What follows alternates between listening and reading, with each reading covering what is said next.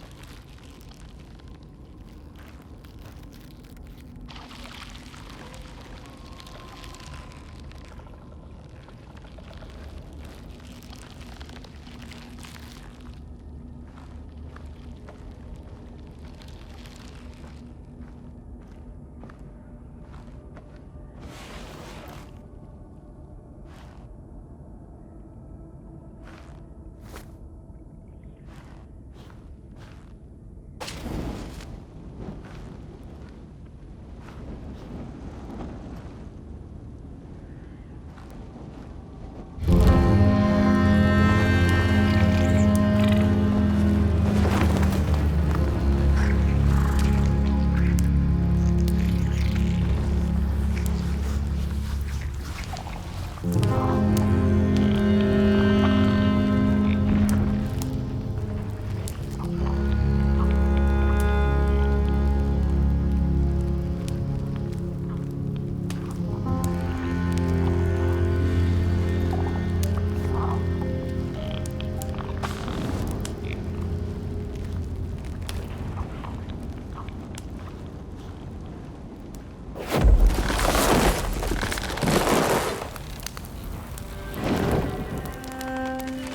spark had once again been lit. It was told that for the being who kept fire in their heart, all darkness would vanish. Nevertheless, this long night seemed endless and fraught with perils.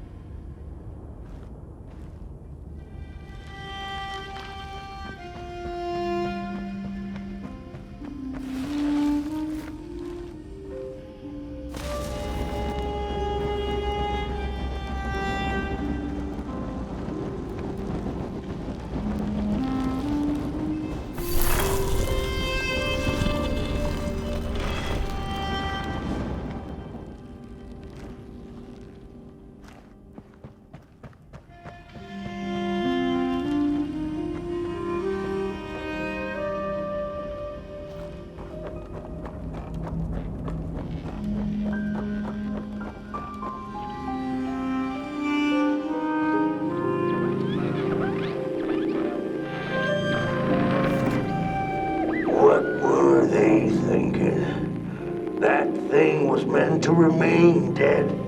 I'm never gonna come out again, no sir. In here it's just me. Loathsome ragdoll with his mask.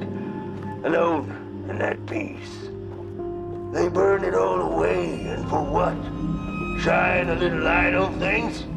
I can see just fine in the dark.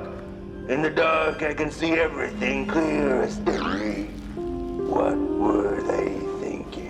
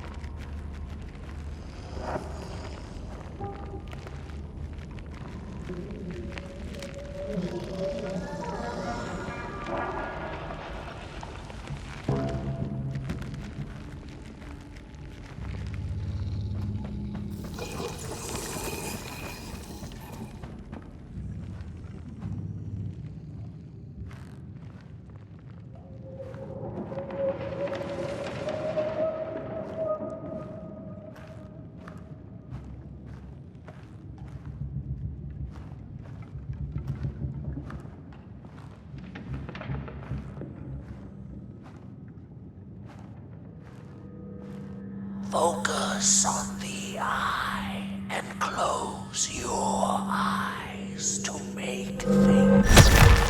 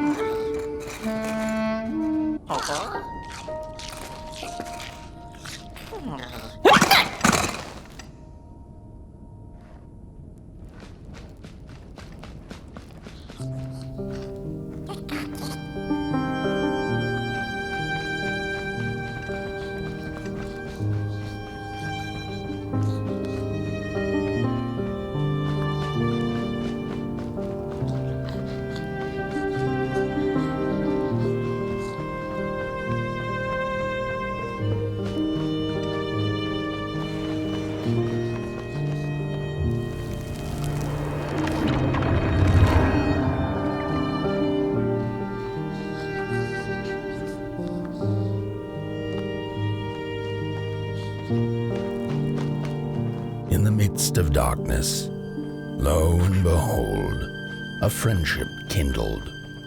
The fire that spread with it seemed so small against the vast night sky, small and flickering, but defiant.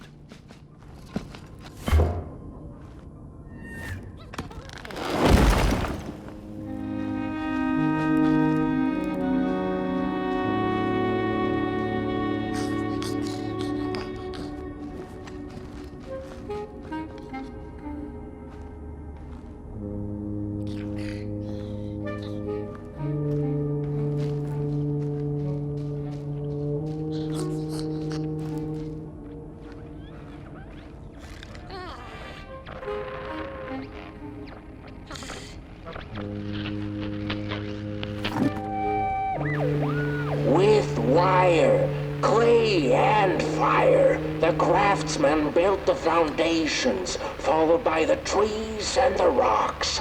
And after them came little houses for us tiny ones to cower in. For existence was so big, so vast, that without a roof above one's head, one could have fallen straight into the skies. And yet, with all that stuff, they didn't know what to do with us. So I reckon that's why they built the Midnight Walk. For us to wander, for lack of reason.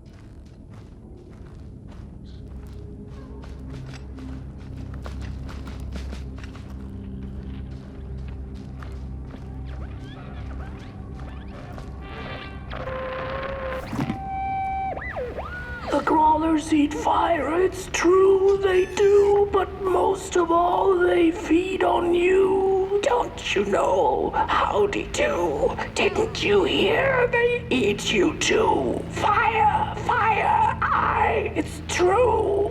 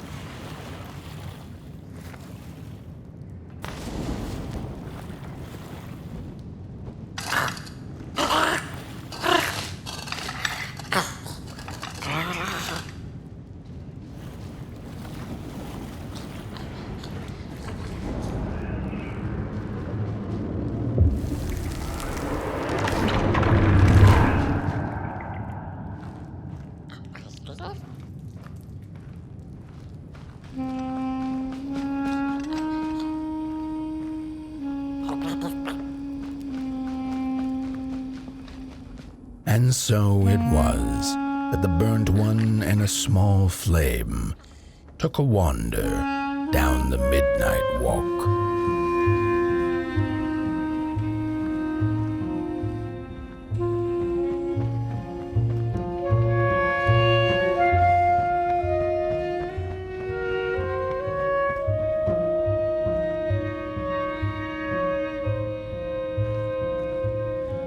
in the closing nights of this era. A wandering flame. How rare. A little potboy. This is already the end. Your potboy, the last ember of the work table that was. You are destined to carry this torch to Moon Mountain. It is inevitable. We must all partake. Your purpose burnt into clay. Your potboy must spread his fire. Walk now. Spread your fire. Walk, walk, walk. The soothsayers have spoken.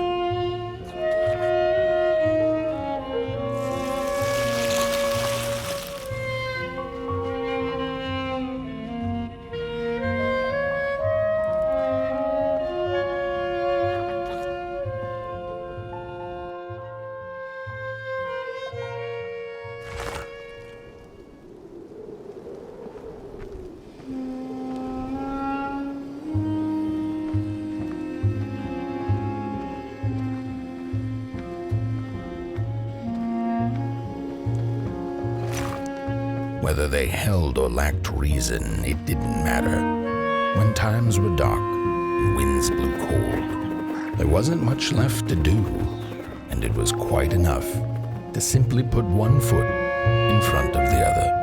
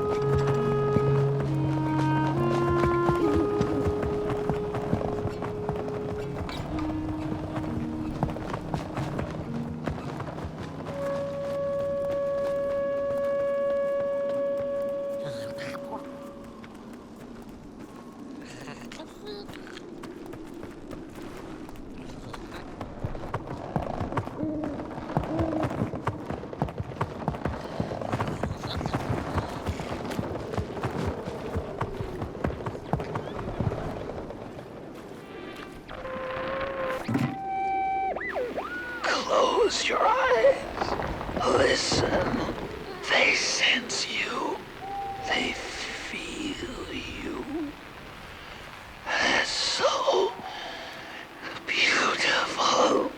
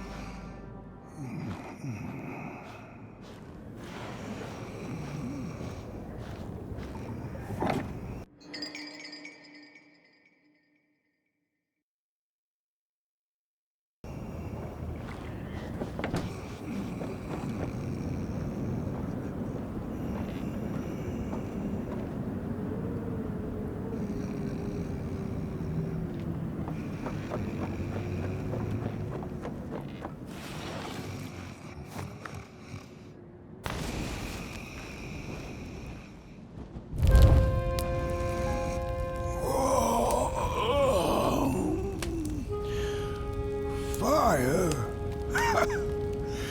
Hey, I'd almost forgotten how it felt. And salutations, Burnt One. Fancy meeting one of your kind here.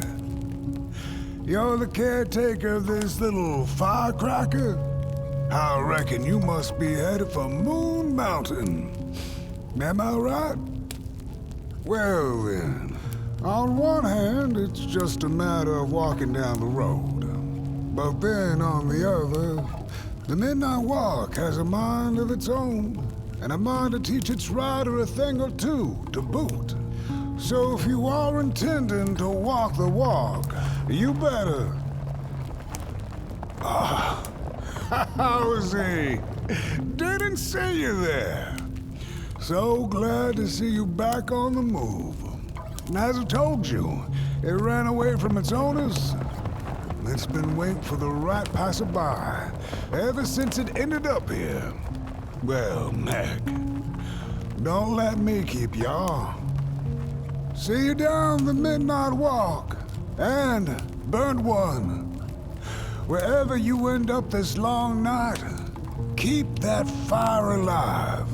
It's really all that matters. Don't take my word for it. Just see for yourself.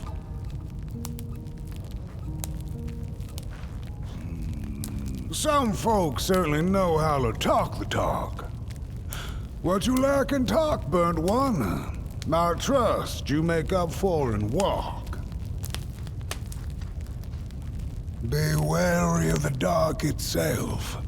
It's full of ideas, but it is always hungry for more.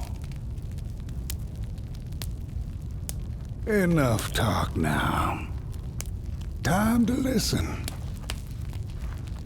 Listen to the road, the trees, the shadows, to the stars. Oh boy! You'll be amazed what you'll hear if you listen a little.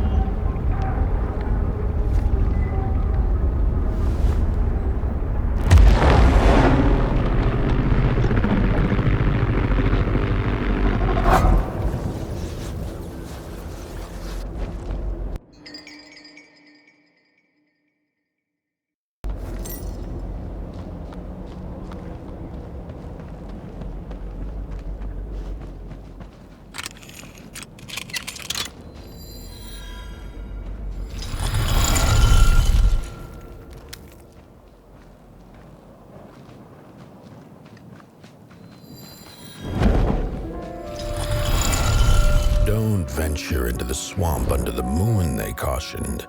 There, wild eyes watch, and itching teeth yearn for succulent heads like ours. Gone are the bodies of old, and they can no longer shield us from the terrors.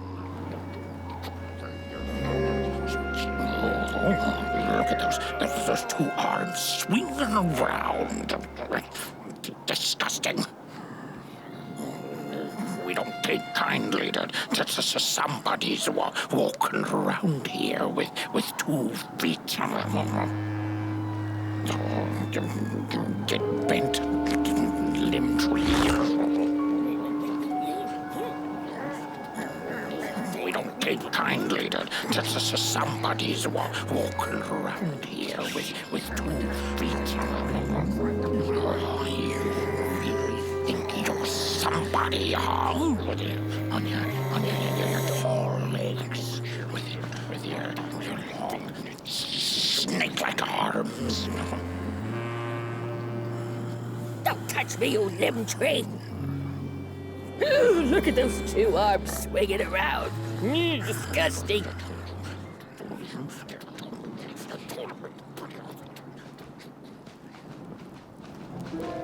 Oh, look at this fancy stick. It's my favorite stick in the whole wide world. It's the best one in my collection. I got no better stick than this stick. Can't believe I found this stick. Oh, it's a key.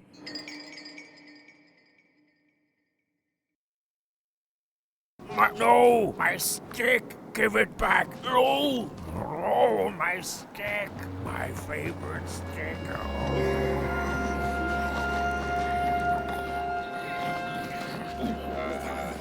Heads up!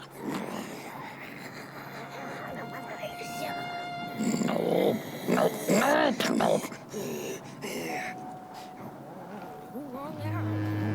Heads up! Nope.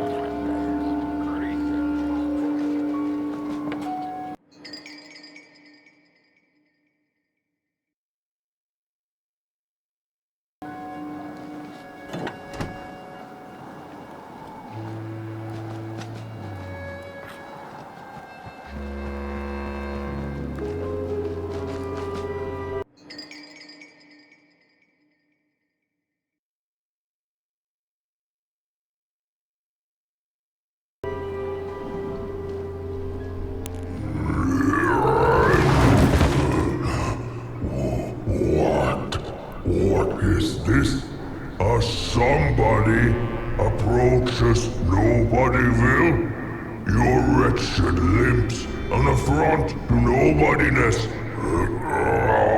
Unless your fire can prove itself useful, there will be no passage for you, limb tree. Go away.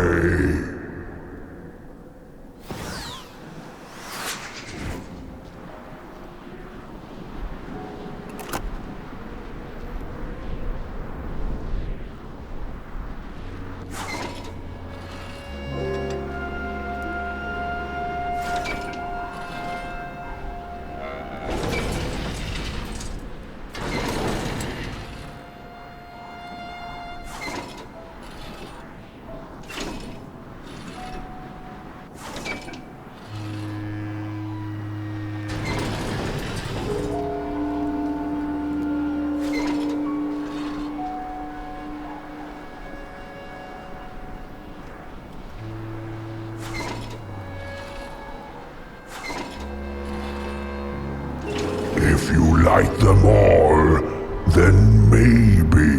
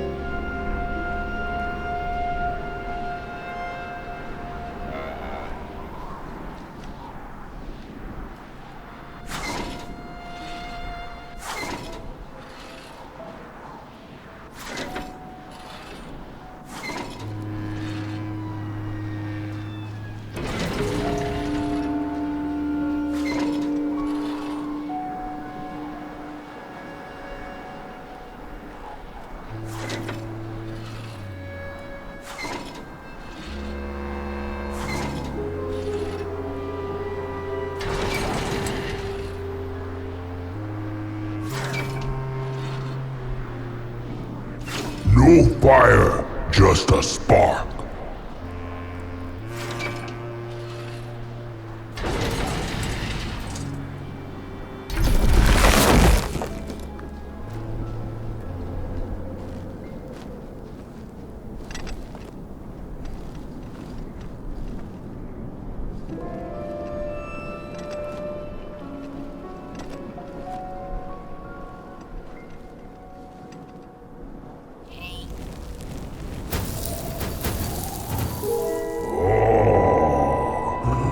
Candles have not been lit since before the great beheading.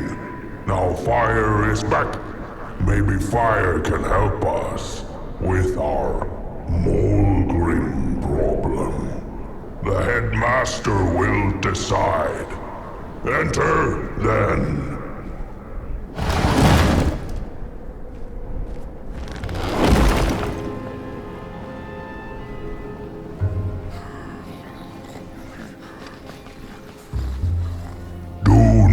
Make me regret my decision. The fire is dangerous, but so is the bitter cold that has taken hold over Nobodyville.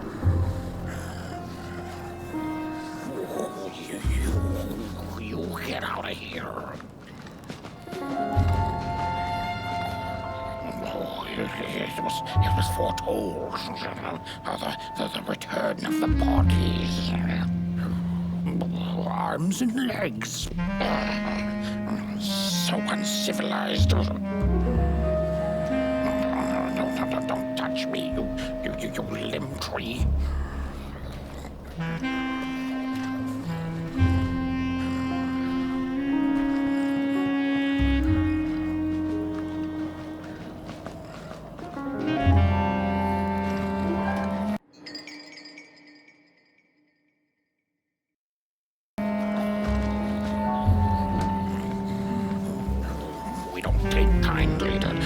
Somebody's walking around here with 2 feet, arms and legs. So uncivilized.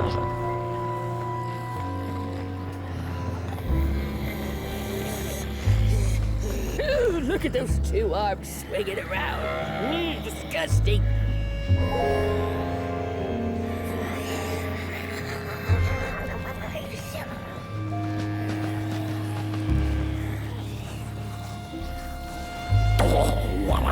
What do you think you're doing here? You can't be here. You shouldn't be. Why are you here? Here to set us on fire? Well, you can't. We are too many.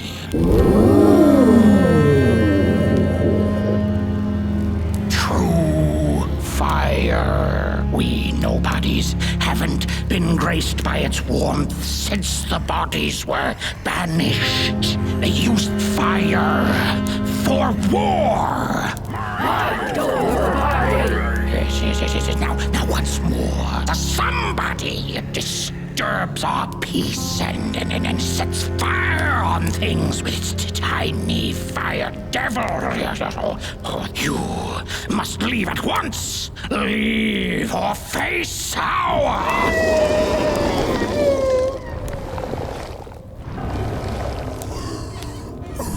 It's the Molgrim! The Molgrim!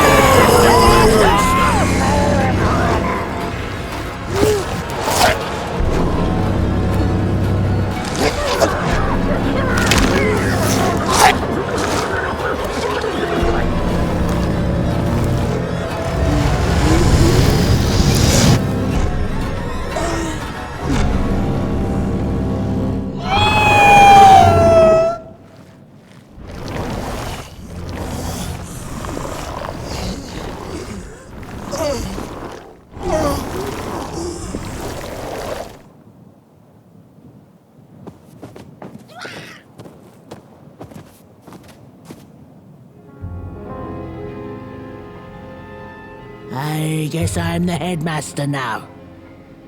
As you've observed with your own head globes, we have a problem. It is called the Molgrim. The Molgrim. Recently, she has become bold, moving ever closer to Nobodyville. You should help us get rid of her. Yes, get rid of her. Tame her. Just make it stop. And by the powers suddenly vested in me, I will, shall grant you passage through our fair Nobodyville. Here, take this. Blech.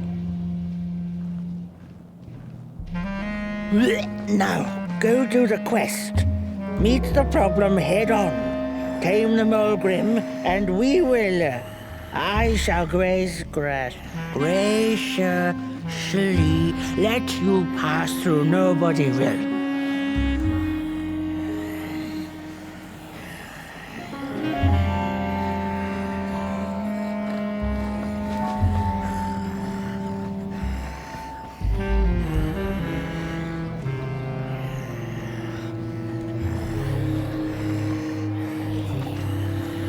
Heed my words, the Molgrim will get you!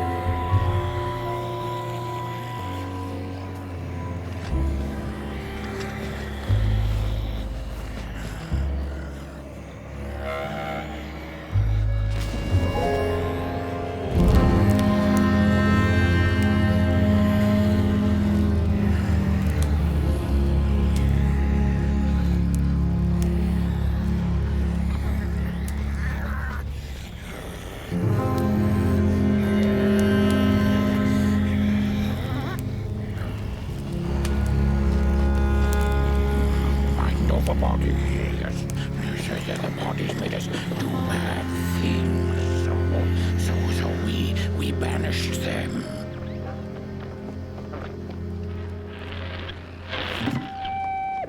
Mind over body! Mind over body! Mind over body! Mind over body! Mind over body! Mind over body!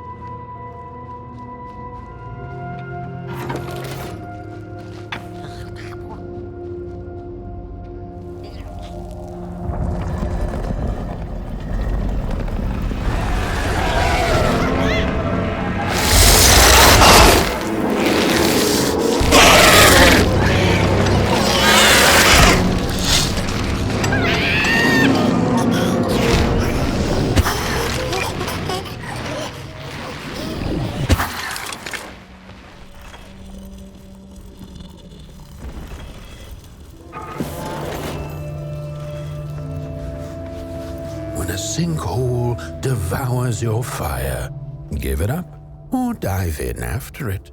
An old swamp saying.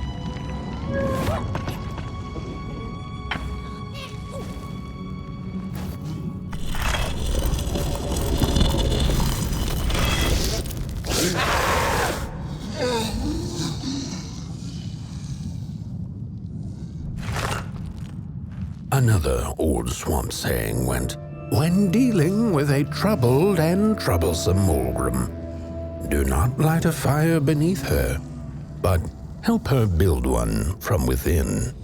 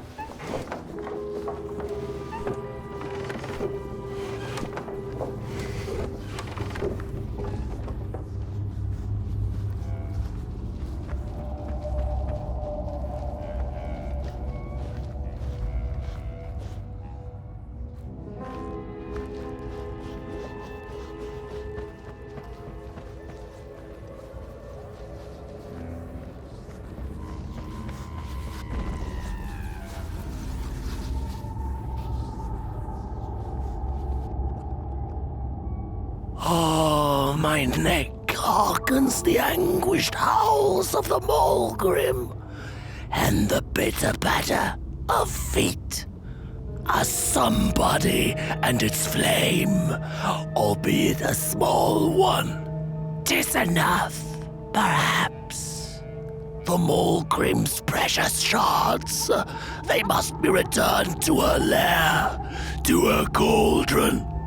Only then may the cleansing fire burn.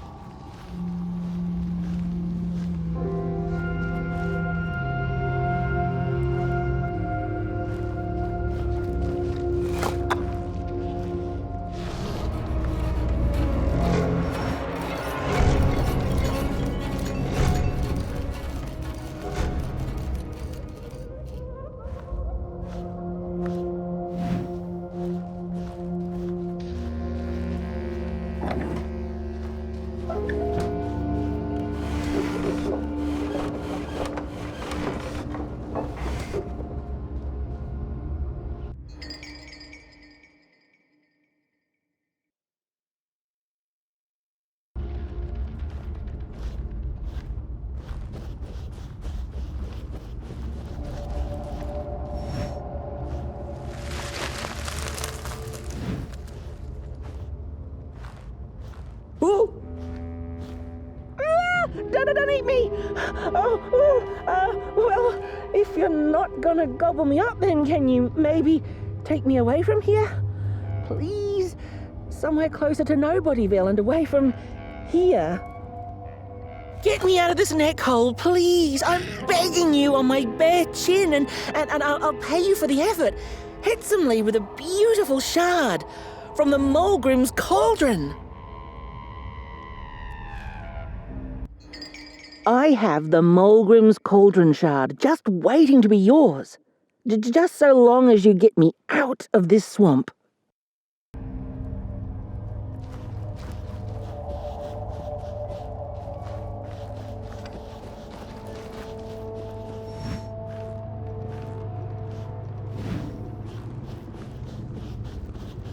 She's here!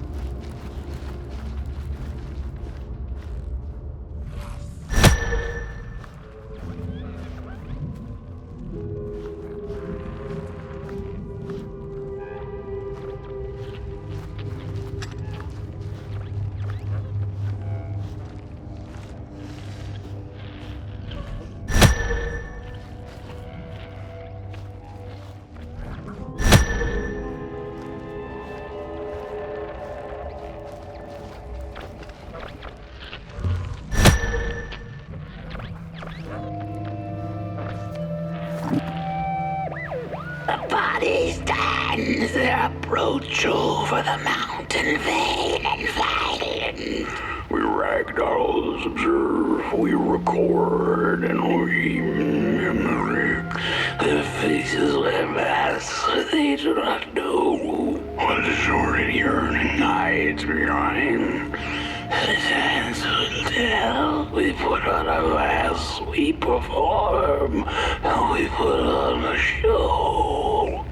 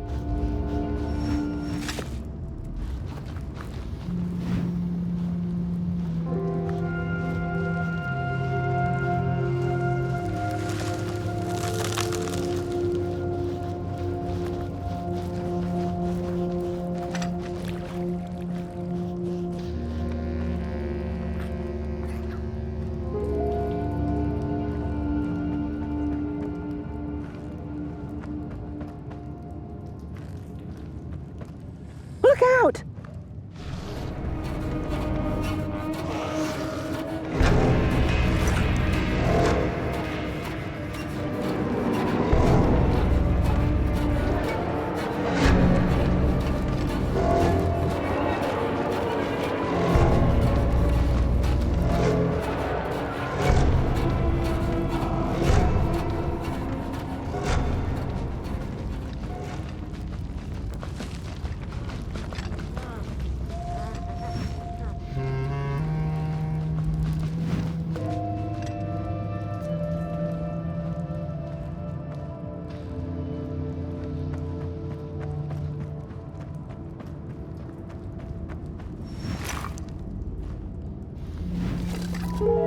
I appreciate the brain thought, somebody, but that head belongs to somebody else. Oh, you must take us back to Headville, outside the swamps, from what... Phew, thanks for saving my neck. And I think I have a reward for you. A real treasure. Blech.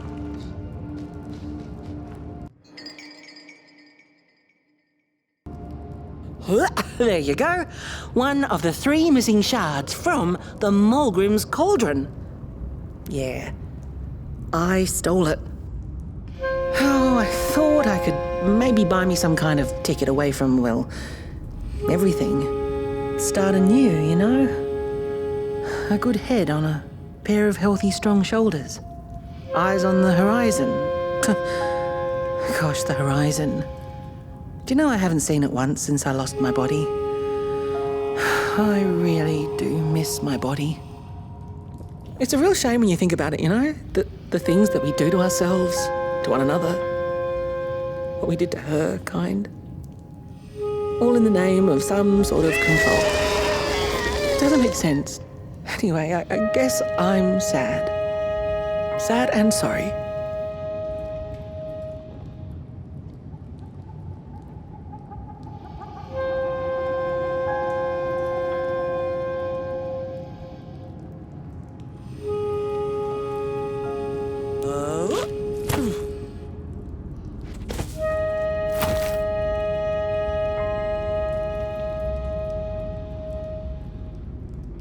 Hey, thanks. You're a great listener. You know that? Just take care of that shard now. Maybe put it back where it belongs and... yeah. Goodbye. The ragdoll's whisper of one shard kept by the dark itself. Another was stolen by the greedy moon. It's easy to lose one's head when everything you love is either gone, the cowardly head or dead. knows. Yet another forgotten swamp saying.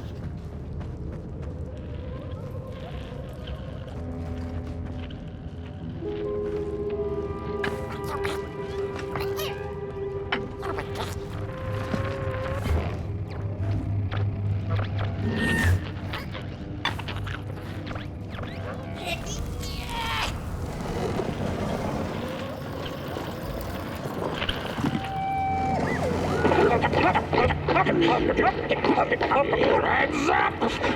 Ready! Break with your boots, take with your hand! Full of fire!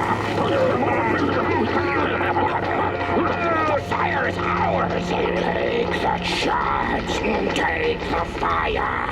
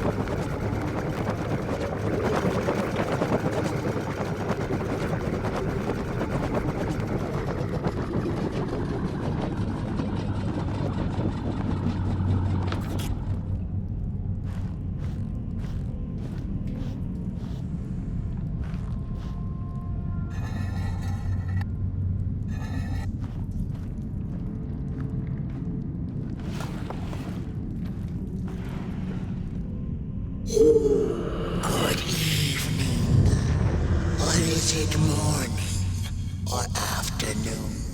Hard to tell without a sun, isn't it? No, it is most certainly night, or moonbirds hooting wouldn't make sense at all. Speaking of sense, will you help an old bird find some in this story?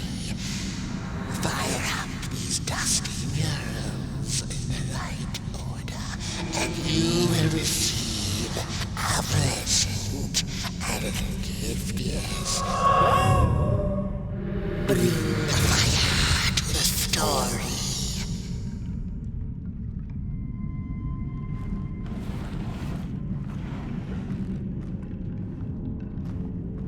Once upon a time, the Molgrims lived in peace.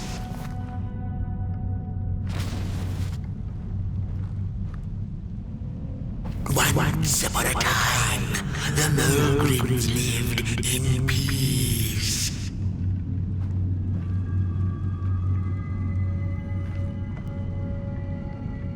Peace ended when the violent somebodies invaded the valley. Peace ended when the violent somebodies invaded the valley. The valley was taken, but then began the battle of the bodies. Intriguing. The battle ended with a great, gruesome beheading.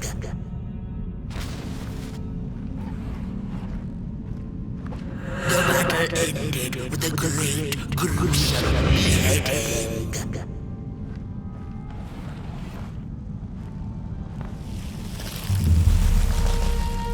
For time immemorial, the Molgrims had lived in the valley in peace, sharing good eatings and howlings around their fire, which they had inherited from the skies.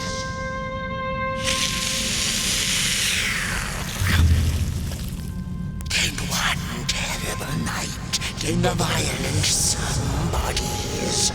They hunted the Molgrims for sport and took their fire for themselves.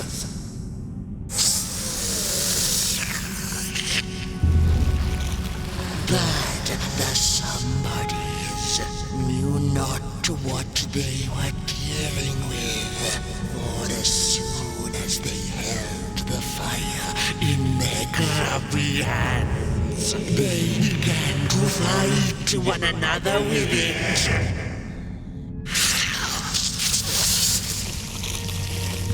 To save themselves from themselves, the cunning heads turned on their bodies and organized a great building.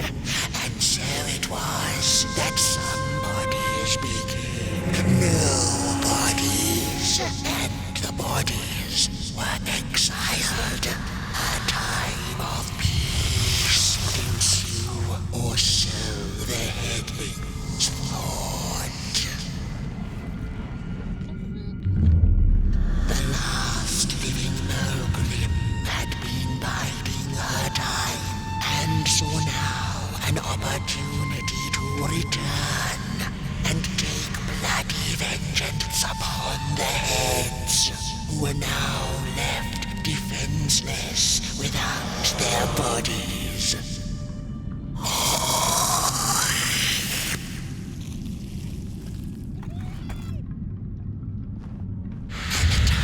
Of the Molgrim begins anew, a storied meal indeed. Moonbird thanks you for feeding her, and proudly upholds the promise. A gift, a shard from the Molgrim's own cauldron. It looked so shiny in the moonlight. Moonbird simply had to take it.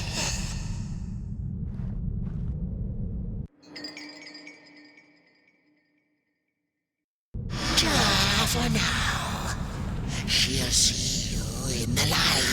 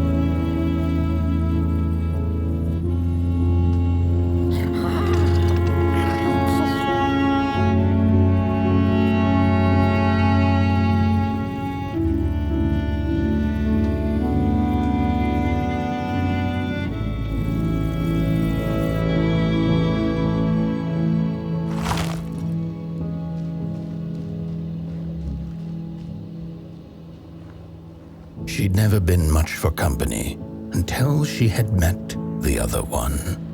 He had shimmering scales, an appetite for life, and carried a faint scent of rotting leaves she found irresistible. Oh, how they used to laugh at the distant stars, bitterly, together.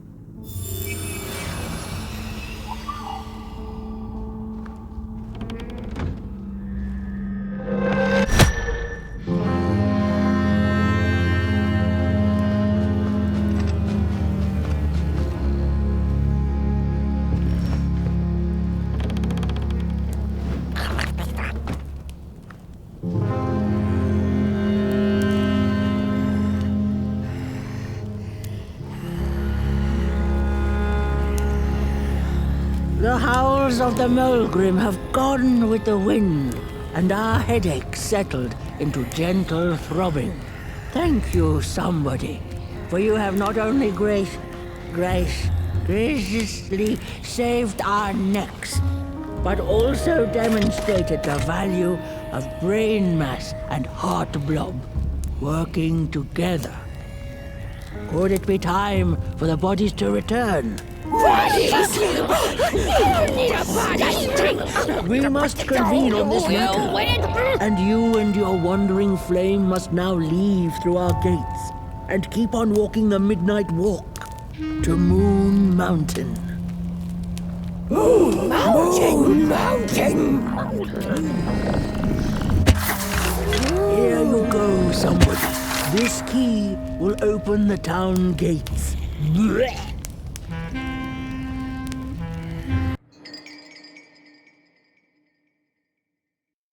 The mountain once again beckons, and the call is answered. Fare thee well, and take good care of your flame. The dark itself is hungry.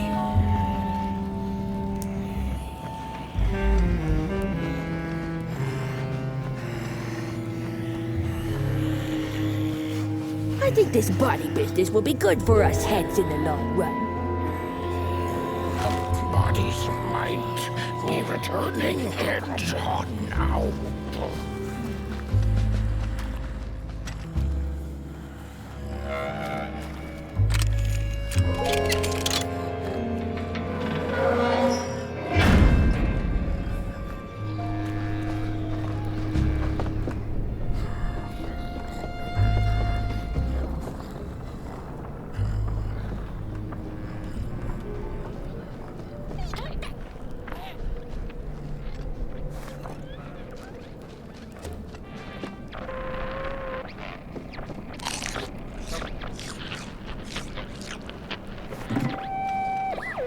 I've had enough. First it was the big Molgrim hunt, and then when they forced us out into that make-a-forgiven swamp. I hate hiking, and then when we had nothing left to hunt, we started fighting each other, and then Mr. Mayor gets this grand idea that we should chop our own heads off and banish our bodies. How does that even scientifically work? I've had enough of civilization.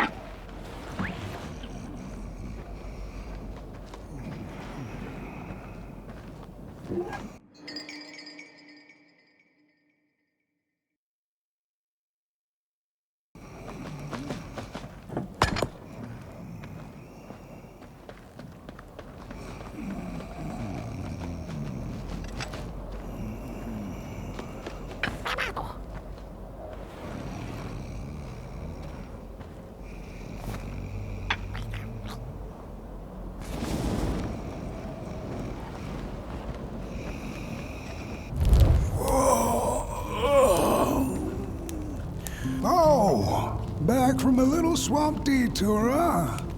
Hope the heads didn't give you too much trouble. At least your head looks attached to its shoulders and your friend's is, well, burning.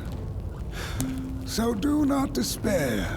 Should you once again lose your way along the midnight walk, you're probably meant to. The body can be a terrible master, but a wonderful servant.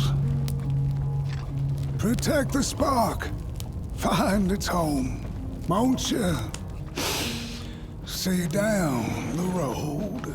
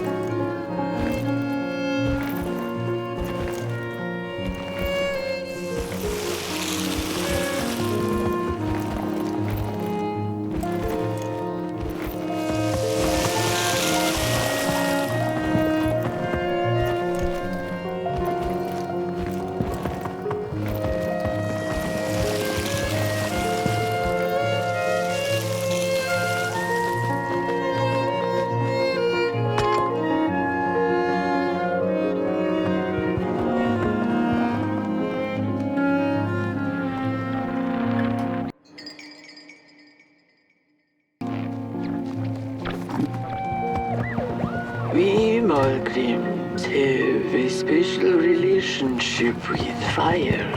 We do not cook over it. We do not shed tales around it. We care not for its warmth. Ours is a different connection entirely. Fire is our window to truth and into the world beyond clay, to which we must return.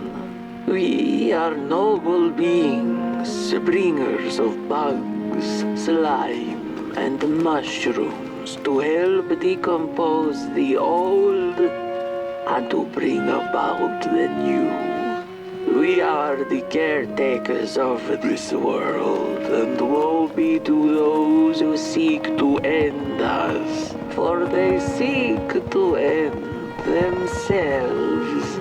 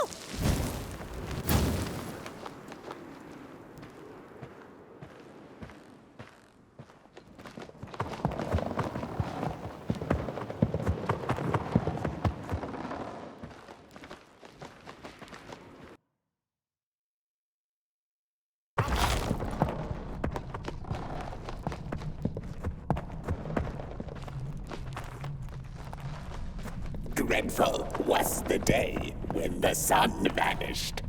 The waters dried up, birds went quiet, and the dark itself seeped unchecked into the work table as the cold, chewed paper moon rose over the mountain.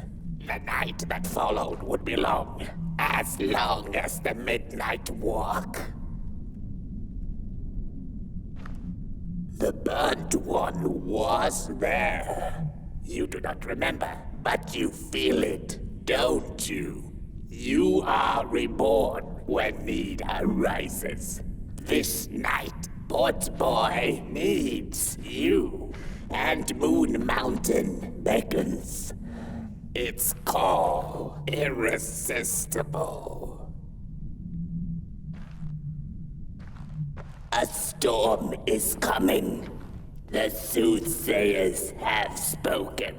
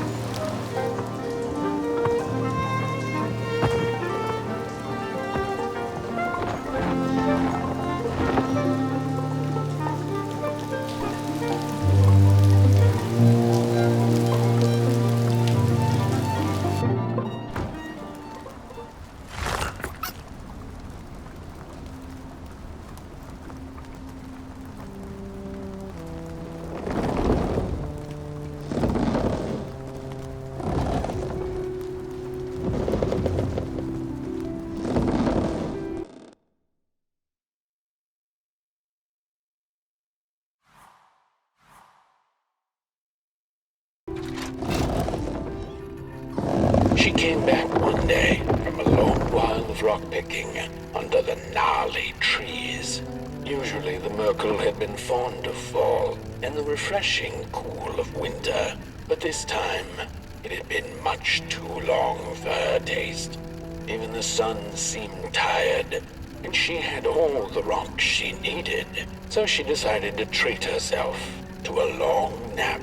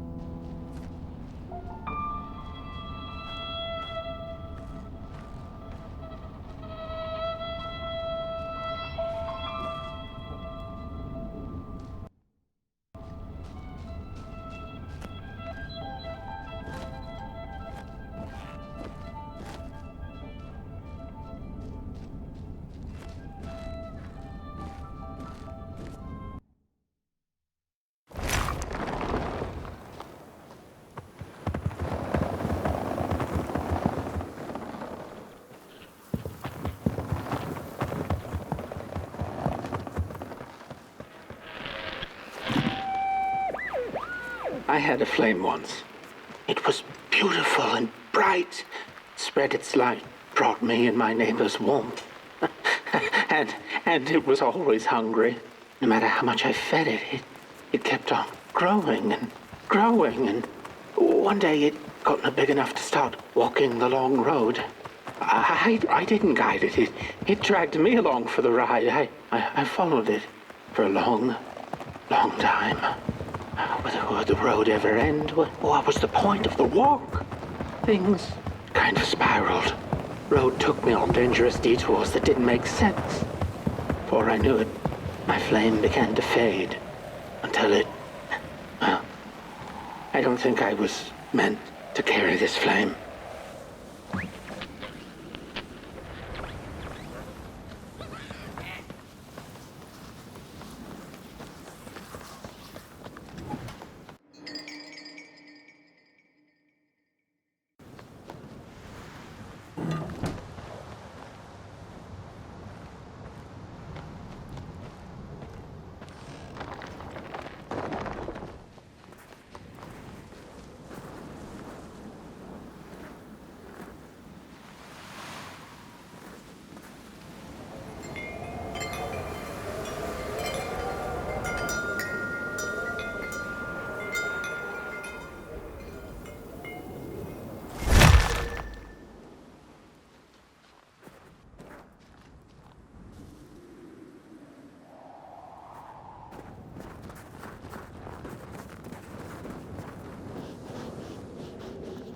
There once was a freezing cat who was looking for shelter when she came across a dark cave. "Step into my abode," offered the dark. "It will warm you if you surrender your wants."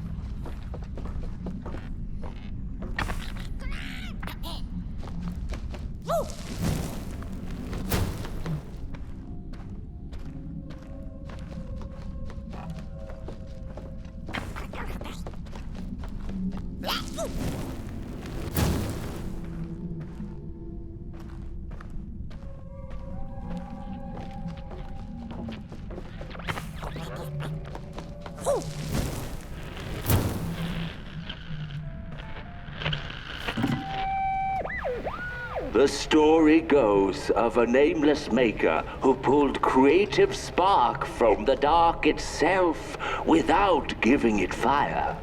With his dark source, he managed to create swaths of land in no time.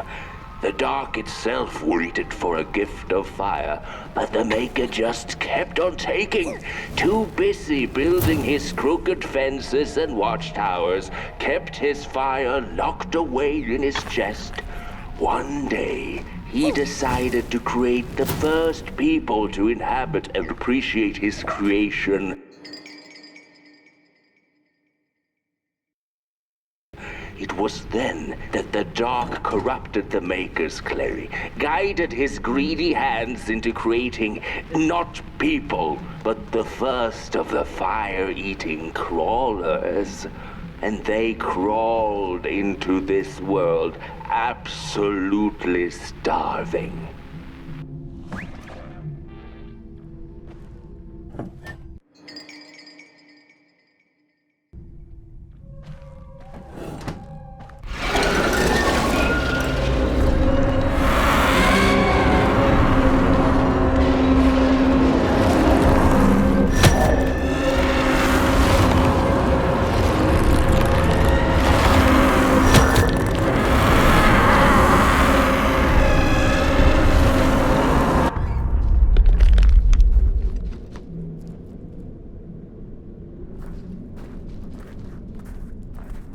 The dark's eyes were much too big and watchful for the cat's liking.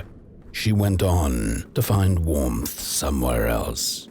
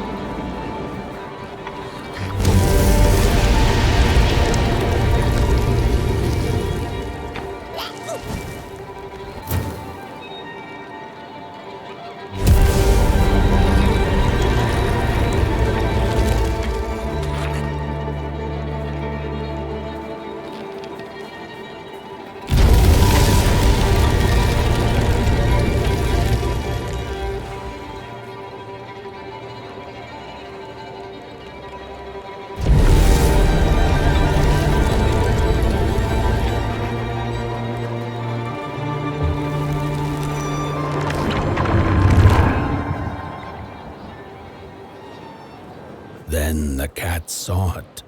Rooftops piercing the sky. Approaching the town, she was greeted by a crone. "Come, kitty, kitty, you must be tired. Sit in my lap. Share your soft fur, and I shall warm you for a spell."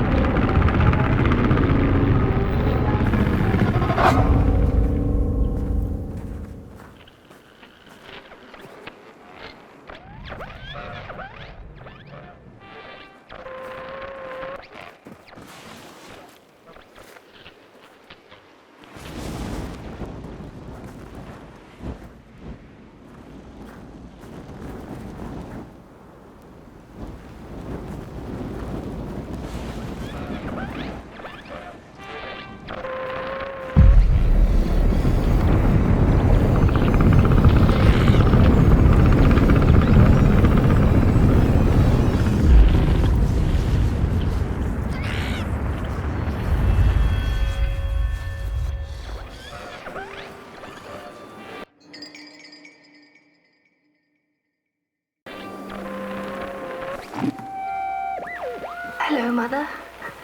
The well said to give it a match, so you and I could talk again. I hope this works, because that was my last one, and well, it's cold now. But it doesn't matter. We can finally talk after everything. So, how are you? Do they have fire where you are? Not the hellish kind, I hope. Is Father there too? I think you should talk to him again. I know it doesn't seem like it, but I know he loves you still. I love you. Still. I can't feel my hands. I can't feel anything.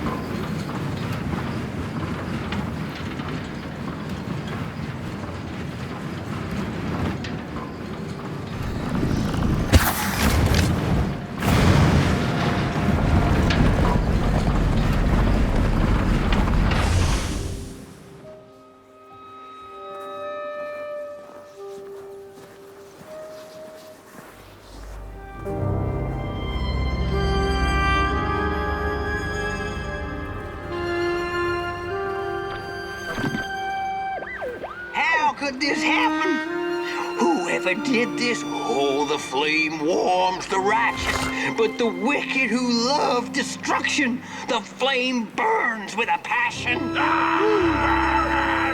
Only warm the furnace! Feed the thief to the furnace! Feed the thief to the furnace! Coalhaven is doomed! On the wicked the flame shall rain fiery coals and burning sulfur. A scorching wind shall be their lot. Welcome to Coalhaven, newcomer. Good to see a flame in these parts again. I'll be your guide tonight. This furnace here used to run on coal and fire, don't you know? But a thief stole all our matches, wasted them in greed, you see. Now the ghost has come to smite the wicked and punish the thief who killed us. Well, I guess that's it. That's a tour on the house. There's a bone right there in the snow. There ain't no place for a bone.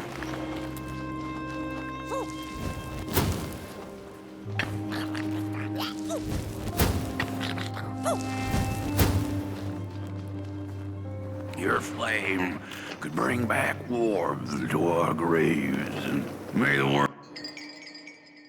worms in our bellies dance again. There's a bone right there in the snow.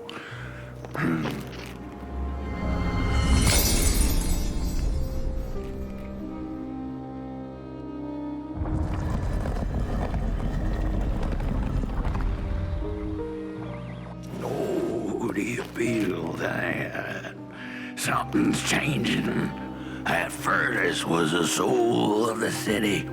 We used to worship it, us coal miners did. Fed it trees and fire like it was a hungry, angry god. This broken body's going nowhere, but yours is. Walk the streets. The cat didn't like the crone's crude pettings. Her hands tugged at her fur. Now, rest still, the crone said, as she pulled out a crooked knife. The cat was quick and escaped just in time.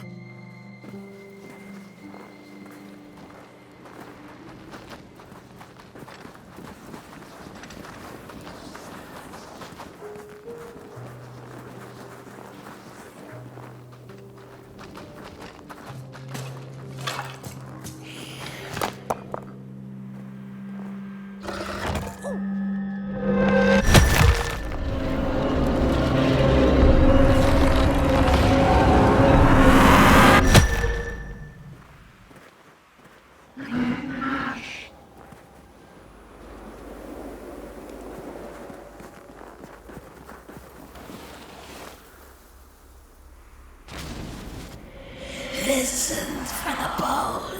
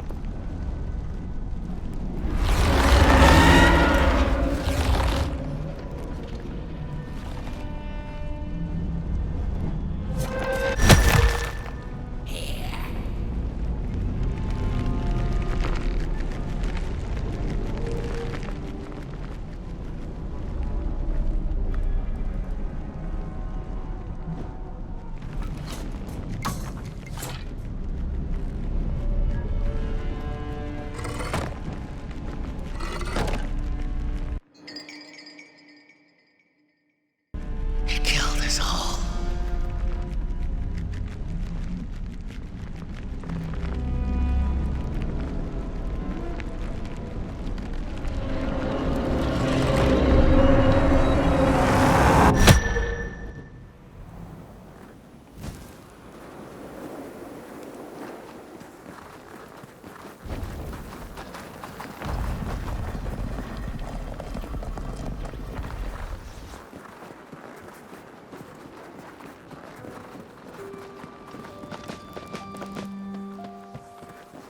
What's the matter? Seen a ghost?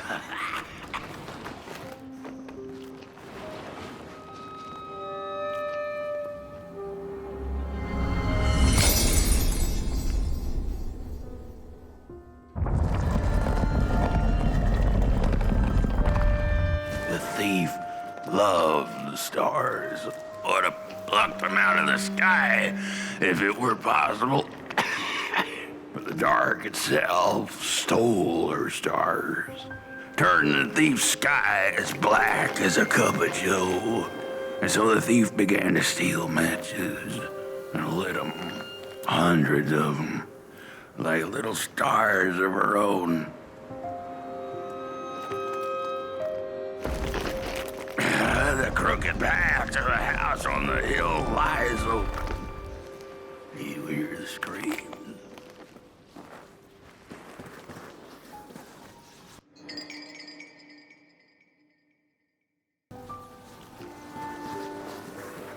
Wherever she sought warmth, it had a price. The miners needed the cat to get rid of the rats, and the vicar wanted her protection from bad luck. Bony hands reached out from all around her, trying to grab her.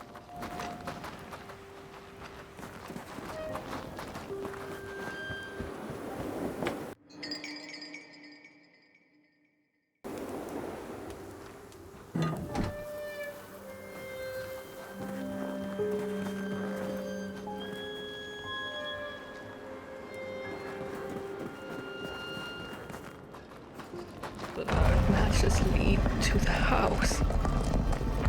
Brothers and sisters, hunt down the thief. The matches. Follow the burnt matches.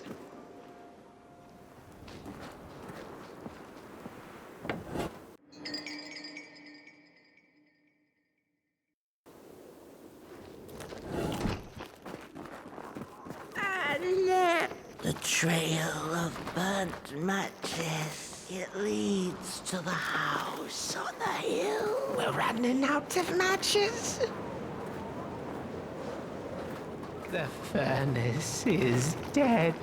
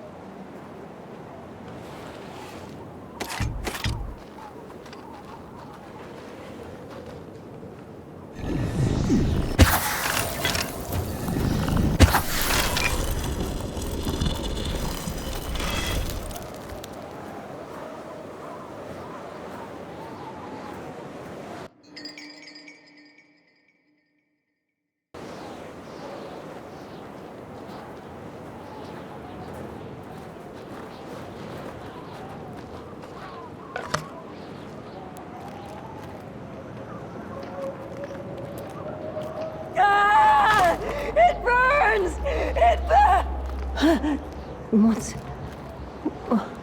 This isn't my body. The fire, did we snuff it out? Where's... Did I save them? The house. It's ruined. Well, it wasn't supposed to go down that way. They locked the door, threw the key into the woods. Huh. There was so much anger, and now there's nothing.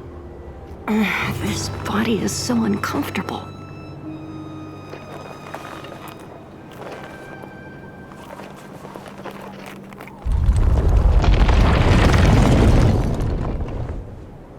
While I was in the black, I had a dream. There was a monster in the woods, with our door key dangling from its tail. I ran, tried to chase it, grab the key, and when I did, the creature turned around, and its face, it was the face of this whole town.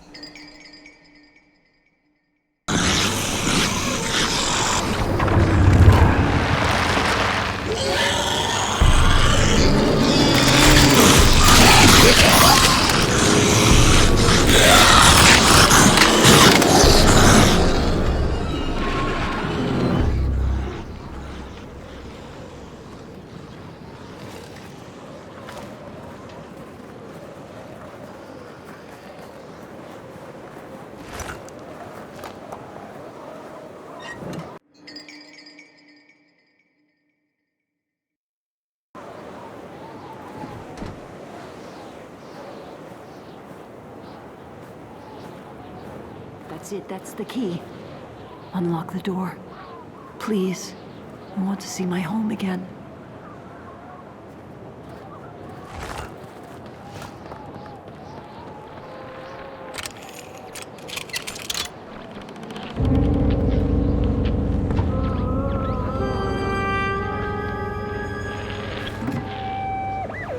Furnace is getting weak.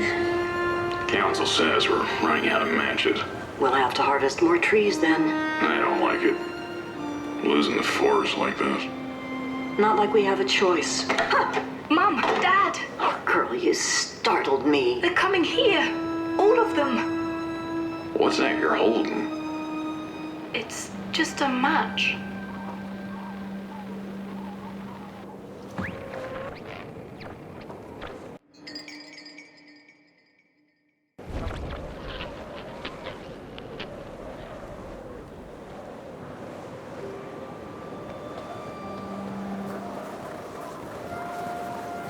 The cat felt as if the walls around her were growing taller, the alleyways narrowing. Turning a corner, she bumped into a girl sitting in the snow. In her bony little hands, a lit match. "What do you think of my star?" the girl asked. "Isn't it pretty?"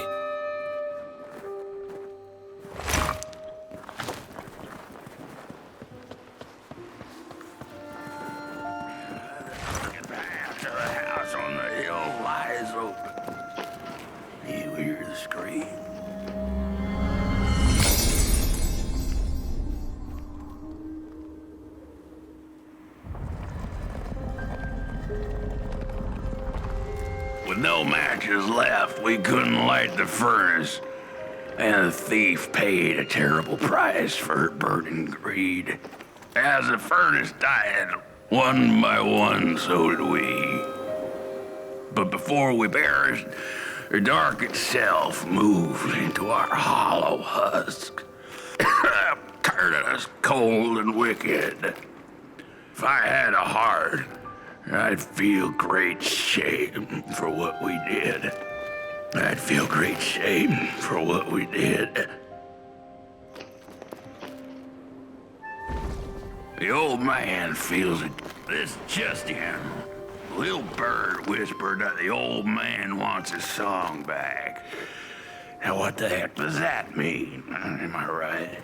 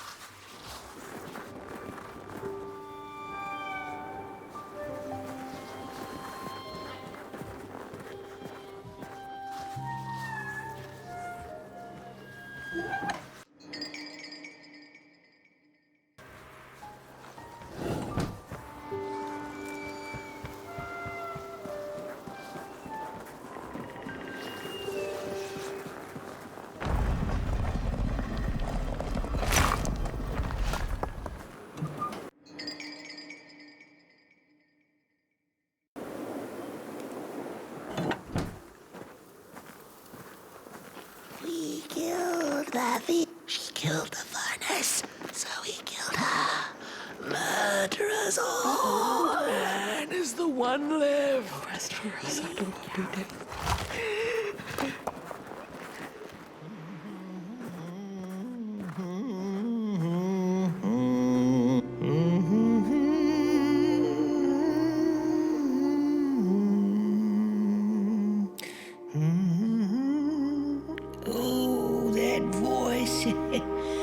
What I wouldn't give to hear her sing again. Those sweet, sweet tunes like fallen leaves of the trees that were. Such a waste. Such a shame. I wish I could hear her sing again. Just once. Just once. Oh, I know she stole from us. I know what she did to our town. But she could sing. This town's not much without fire, no. But it's even less without song. If I could just hear that lullaby one last time, I know I'd be able to move on.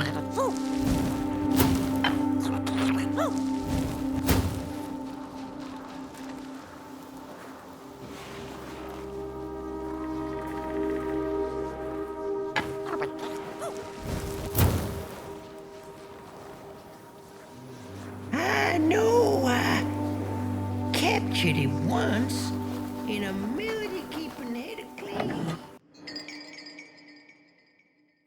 So she could hear.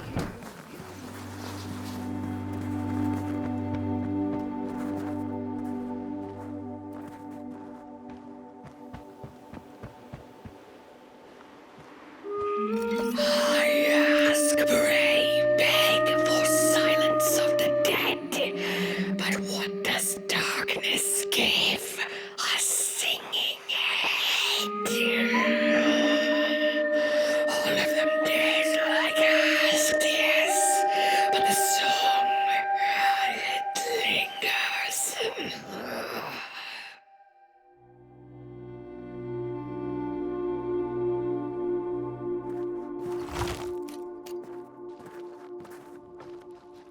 No dance, I ask, no singing, no way.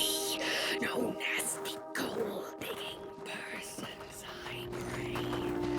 Darkness, listen.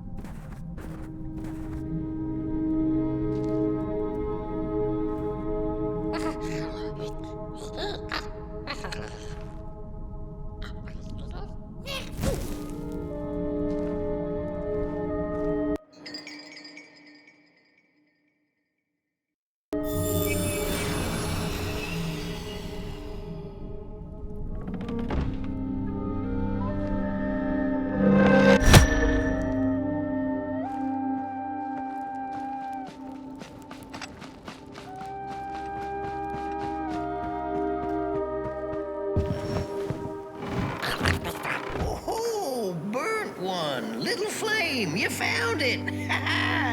Does it still keep our song? Fire will tell.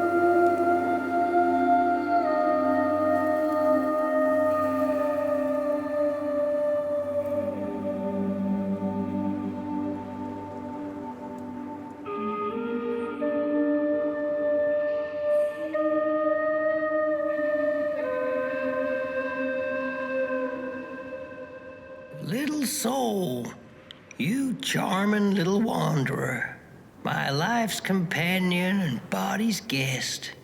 Where are you off to now? I don't know what I thought would happen. I feel a strange warmth, but just as coal runs deep in the earth, so is the shame a part of me, mine alone to bear. Burnt one, small flame, I am grateful, but I will not surrender my loneliness so quickly. I needed to ferment me, season my soul. Please. The girl offered her burning match, her last star, but the cat could tell she needed it all for herself. Grateful for her unconditional kindness, the cat left her to her ghosts. I'm just some dead guy. Throw me a freaking bone, huh?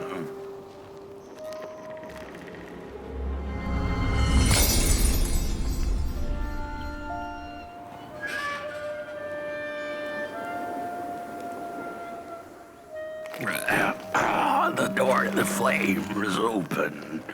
It's already there. You just haven't lit it yet. Now, if you don't mind, a little spark. And just maybe we'll be able to die for real this time. In life, I didn't mind a little loneliness, but this is the worst. The furnace longs to burn once more.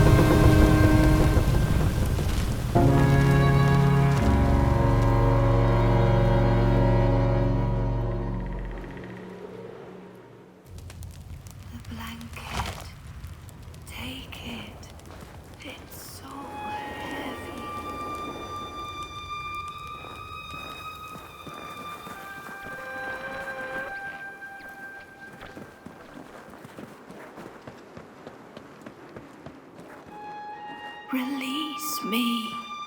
Remove the shroud. Light the match.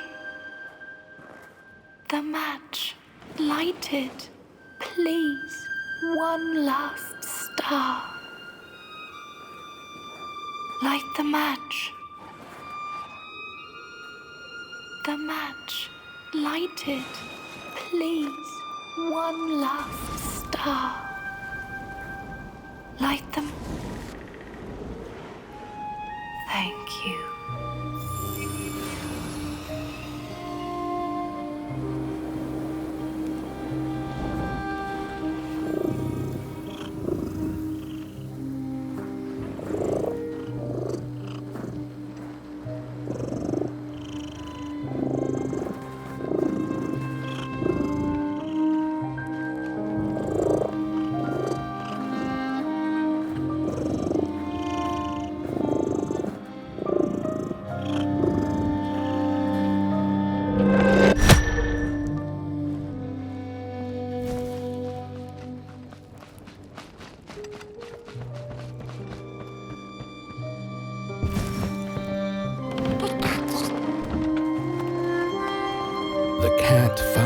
Settled in front of a giant burning furnace. In its bright flames, she could glimpse a dark future. This did not matter to her, for now she was eternally warm and at peace.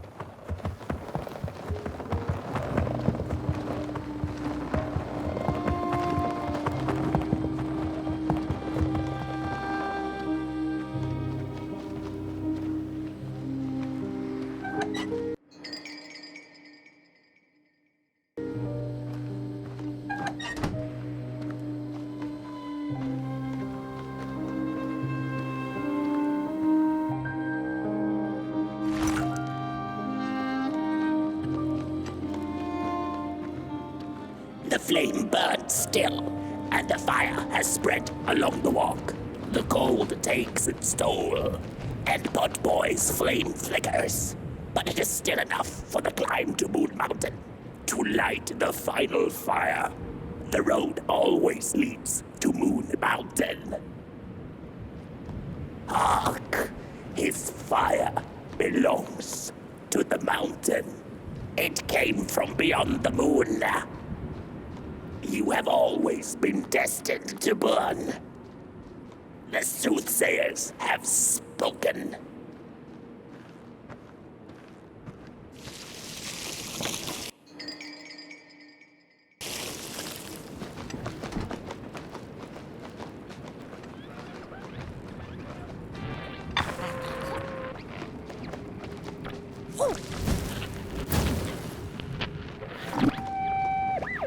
There's a fella who watches over the midnight walk, pointy hat and hollow gaze. He's been around longer than you or I. Some say he was one of the first sculptures to have breath. Some say he's not from around here, but from another maker's work table entirely. Some say he's seen what lies beyond Moon Mountain. But I just think he's lost like the rest of us, and he's waiting for the right one to come along. Waiting for something that'll give him that eureka for his song. He keeps his banjo by his side, but he never plays it. Strange, but he's in no hurry. He's got all the time in the world.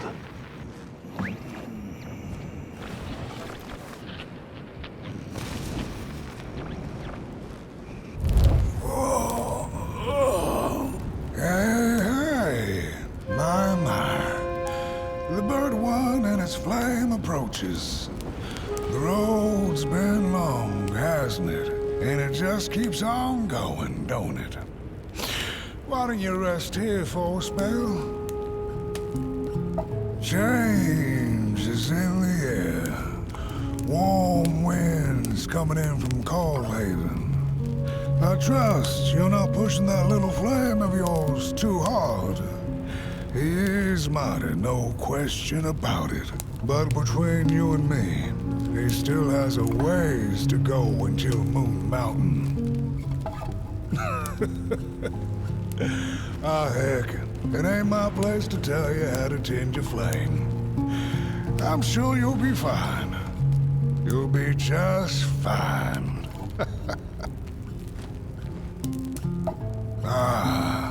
to feel at home wherever you walk. How's it? What a friend to have on the road, huh? Now, there's an open door invitation, if I've ever seen one. Go on in, then. Get some rest. I'll keep watch.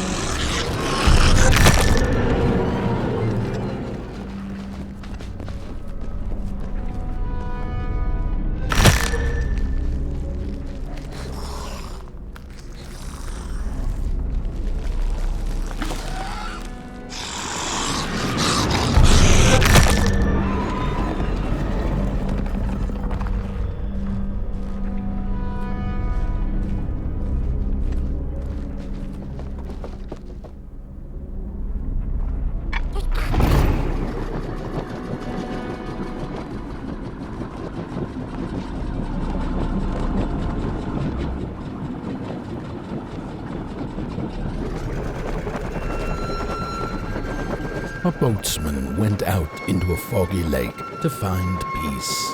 Then, out of nowhere, came another boat that bumped into his. He cursed whoever was on the other boat, but when the fog cleared, he discovered that it was, in fact, empty.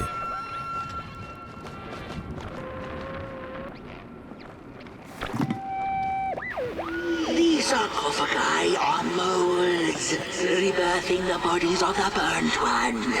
Failure after failure, they keep coming back. They lie dormant, and then they awake at an appropriate time, during times of dark, to perform a task. The taskmaster unknown, doom spelled on the flip side of a coin. Little dolls in a dollhouse made of matches.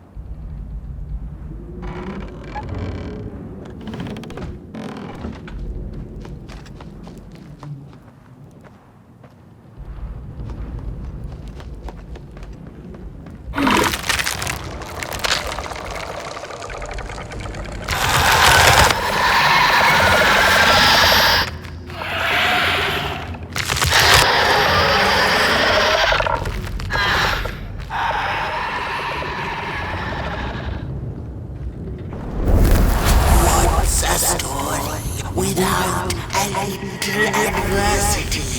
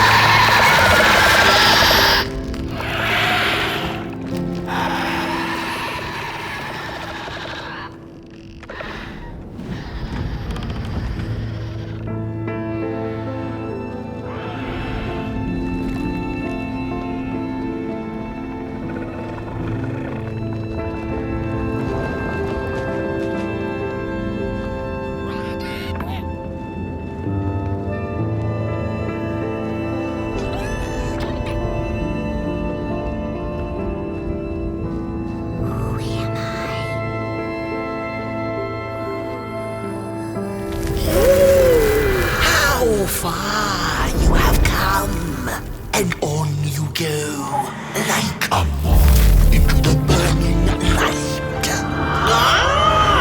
But behold, a craftsman, one of the first beings ever to wander the clay. Like you, his heart is ashen, barren, yet ripe for tasty stories.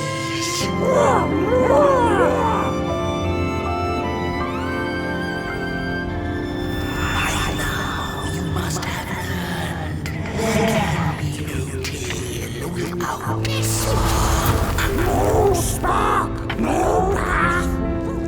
Light the fuse. It will guide the burnt one, and mayhap feed MoonHood. A symbiosis most reasonable, don't you agree?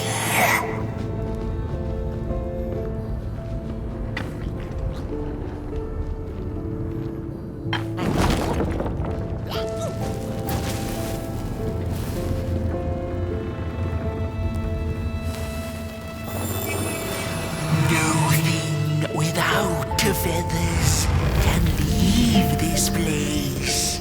So long as the craftsman laments, lost in his terrible maze.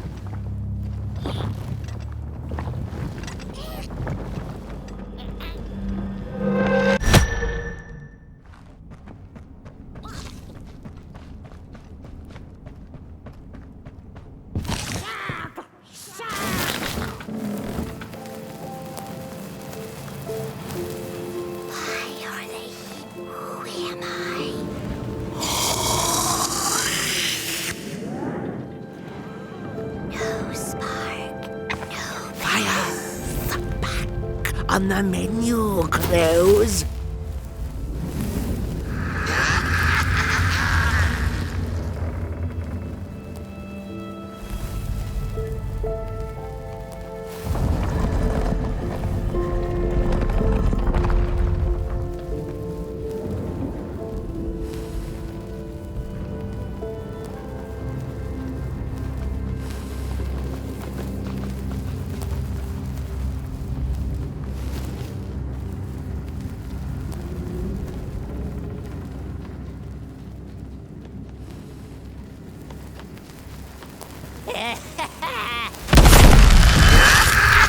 I see you. Not to crawl closer, Moonbird.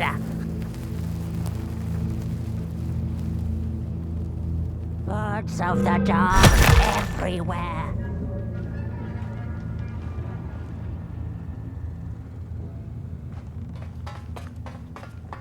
Birds of the dark everywhere.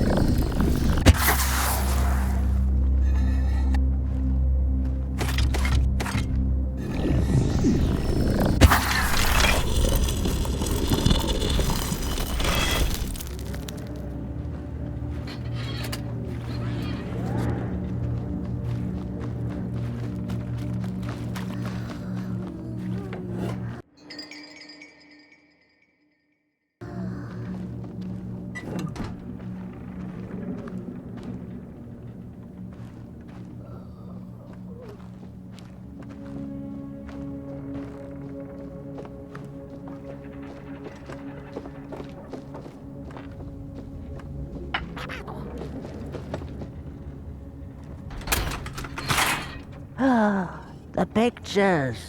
They are moving again. Forbidden. It is forbidden. It is forbidden. Hush, no talking in the theater, fools.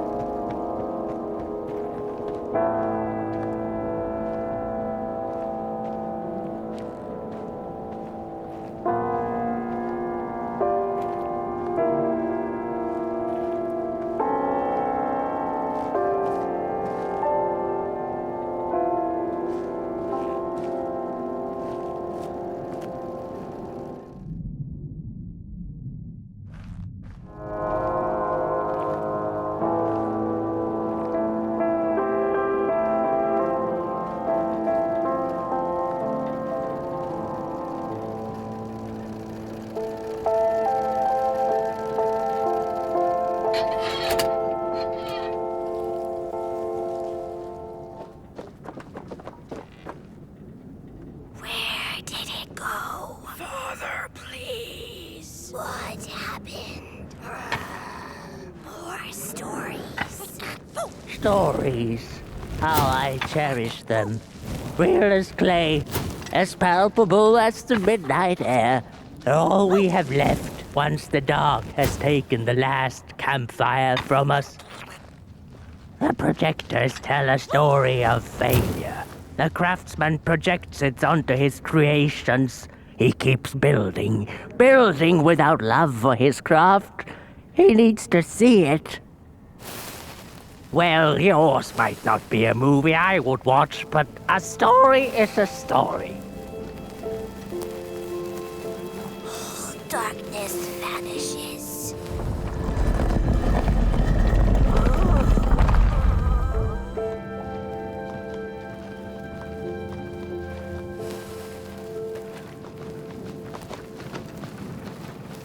The potter, stuck in the sinking clay in which he had dug so greedily, spoke his final verse.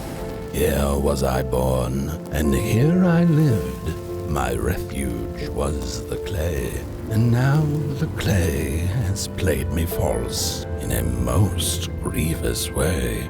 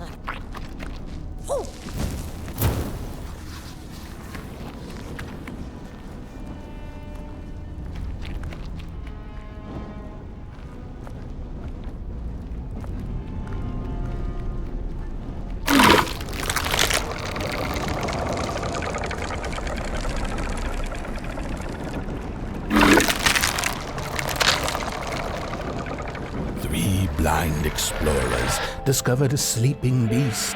Each of them touched it and described it to one another. "Its skin is coarse," said one. "No, its ears are big," exclaimed another. "The teeth are its most prominent feature," declared the third. Who was right or wrong mattered little, as the beast awoke and ate them all.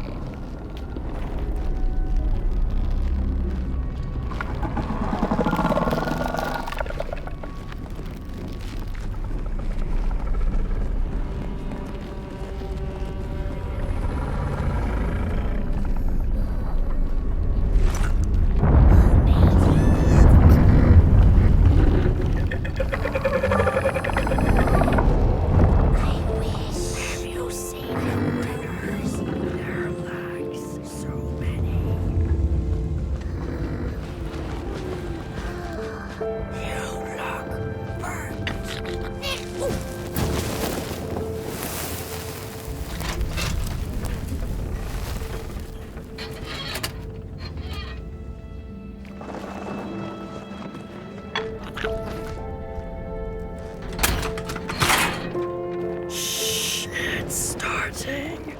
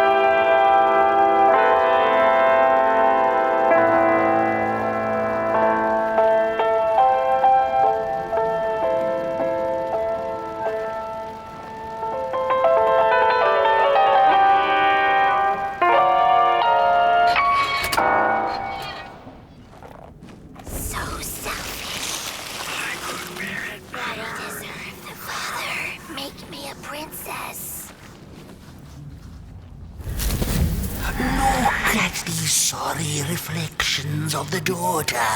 None of them will ever dance. Ever feel the warmth of their maker's heart. They can never be enough.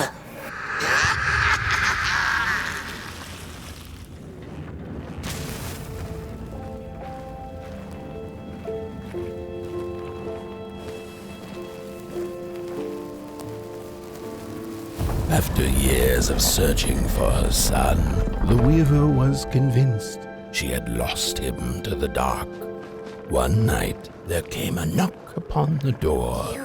"It's your son," said a voice. "Please let me in." Thinking this was some cruel spirit come to mock her grief, she remained silent until her son gave up and left, never to return again.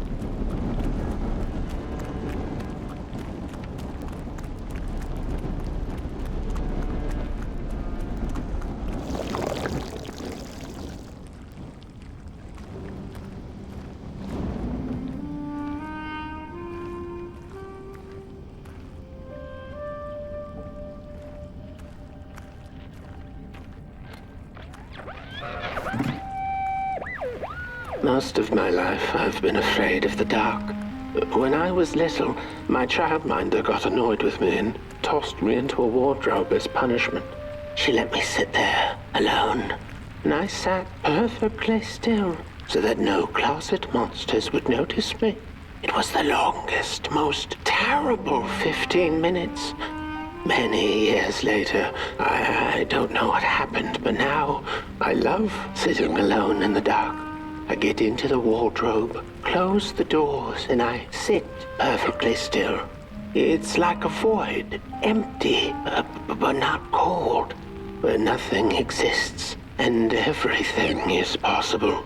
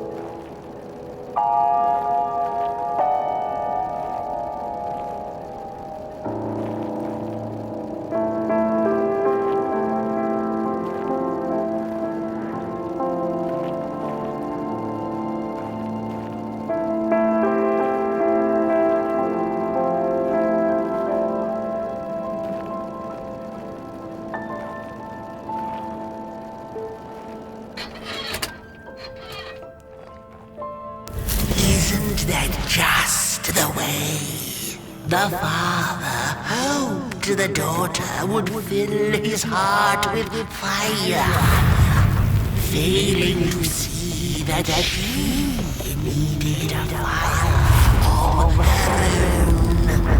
His princess danced away, and he stayed behind, cemented in his ancient doom.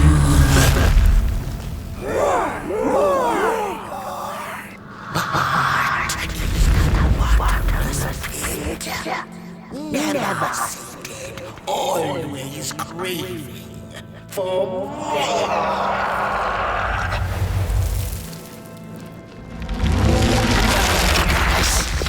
Enough. Keep on walking the midnight walking. Don't run. All the way. You're in the She will be there to gobble up the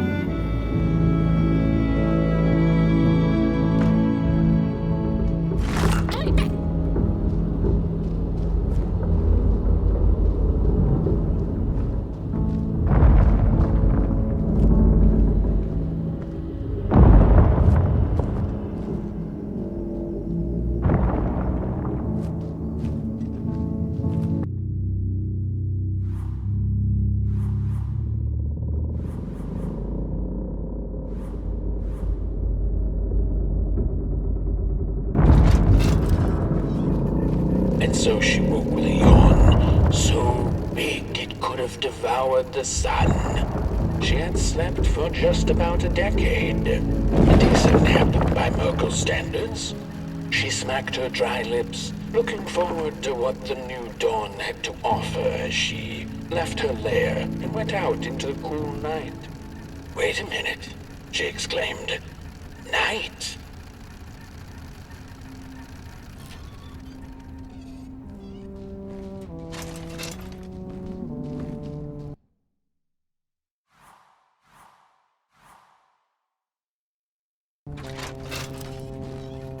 Where was the sun?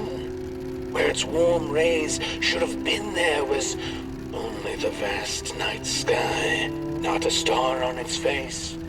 Well, the Merkle mumbled softly to herself, winter was late, so now the sun must be late too. Proud over her sound logic, she went back to her lair to take a complimentary nap.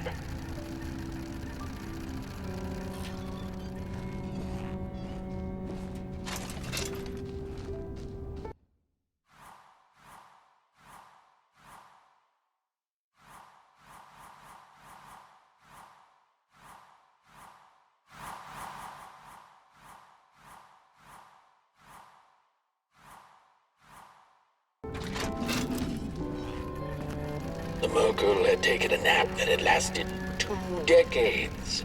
Now that counts as oversleeping even by Merkle standards. She had awoken anxiously this time, feeling misplaced and confused. The confusion grew further into panic when she was greeted not by the sun's life-giving caress, but once again by the silently mocking night sky.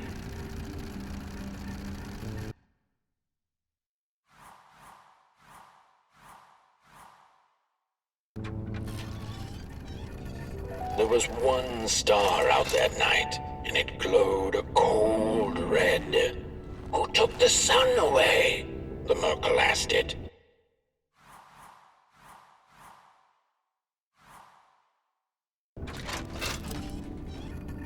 There was one star out that night, and it glowed a cold red.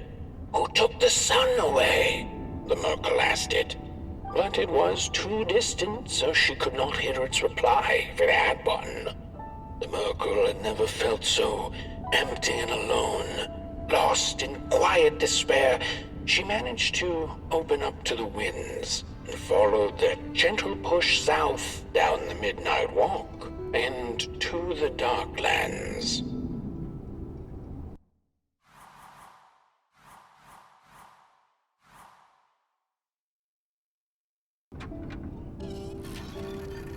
After a long while of following oversized, snail-like tracks in the mud, trudging deeper and deeper into the mushroom-ridden swamps, the Merkle heard a harrowing howl. Up on a hill stood a looming figure, dark and still in the quiet of the night.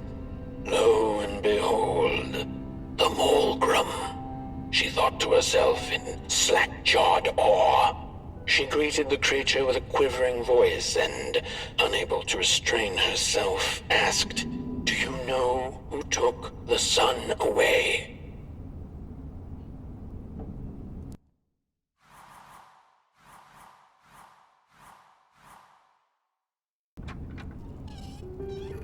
Talking to monsters had never been any Merkle's forte, but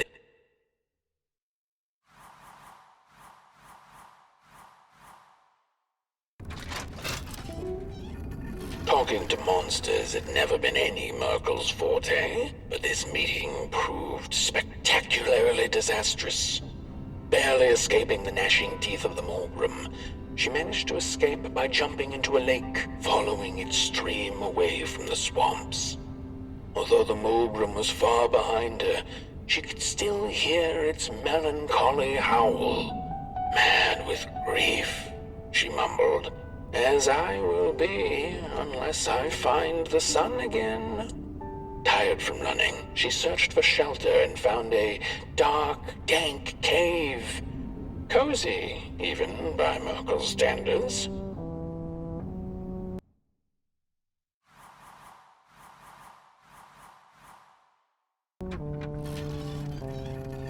The wind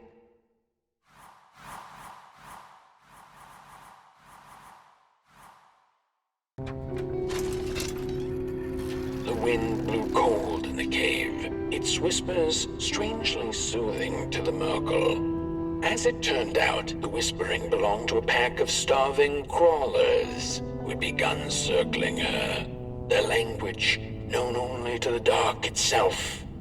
"What are you searching for, little limb tree?" they sounded in guttural unison. "These are dark days, and your kind does not belong anymore." The Merkle gathered her courage. "I am looking for the sun. I know you crawlers eat fire for dinner. Did you eat it?" They sniffed her lantern hungrily, and instinctively, she offered its flame to them.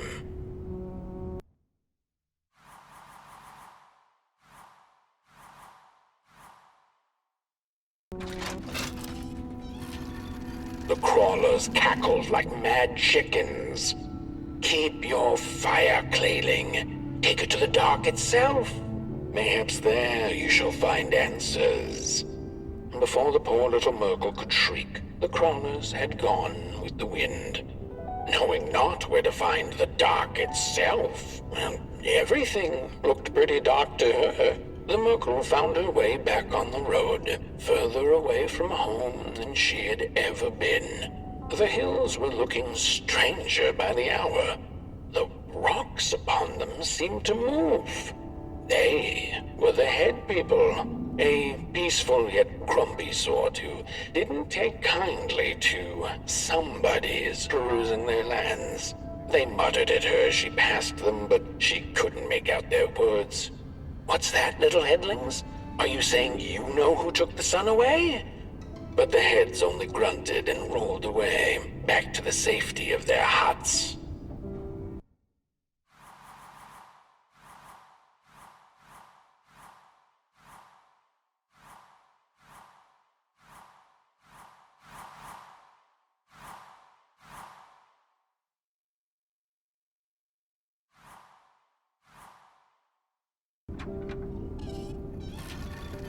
Before she knew it, the little Merkle, lost and tired, came to stand before the dark itself, with a burning question clenched in her fist. She felt like punching the dark with it, screaming it out like the howling Molgrim, laughing it out like the starving crawlers who had nothing left to eat but the hope of others. "Who took the sun away?" it then asked the Merkle. Its voice sounded like a dark forest, deep and ancient. "It wasn't you," the Merkle retorted. "You're its complete opposite. Surely you must be the reason it's gone." The dark then replied, "I am but the absence of light, not its adversary. Light is because I am. How could I possibly hold it in my possession?" The Merkle felt her anger fade. She understood little besides one thing, that the darkness was not behind the missing sun, nor her suffering.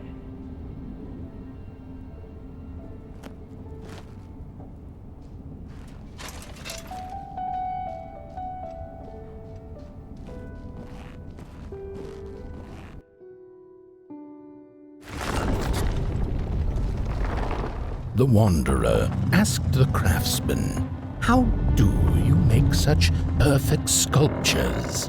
To which he replied, "Oh, there's nothing to it really. I go into the dark woods. I find the sculpture already waiting inside a tree. And then it's just a matter of carving it out."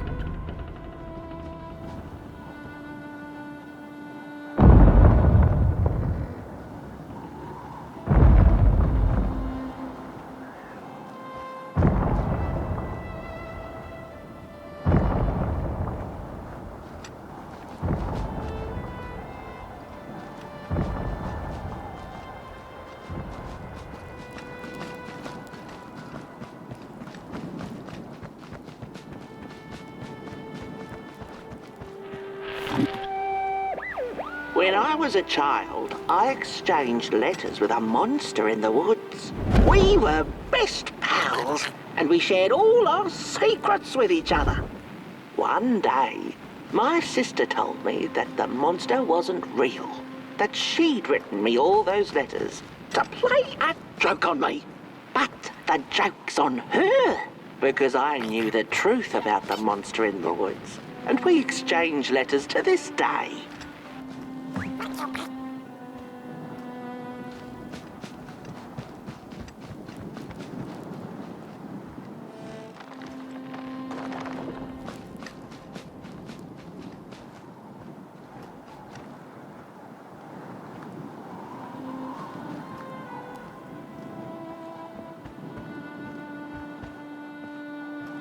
Hark! Not very far now. Not very far. The flame longs to be free. Caged, it cannot truly burn. How beautiful. How tantalizing. It is simply the way of fire. It is what it is. It is what it is. You must release it at the summit.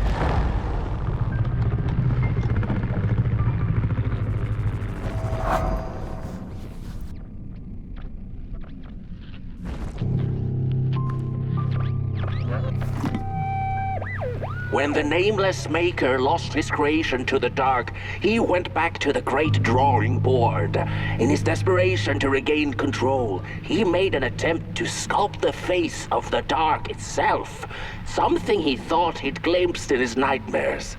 But the face wormed itself out of his mind's eye, and instead his twisted sculptures came alive, grinning and many-legged. Thus, the grinners escaped and seeped into this world as a reminder to the Maker that there is always something to smile about, even when things don't go the way you hoped.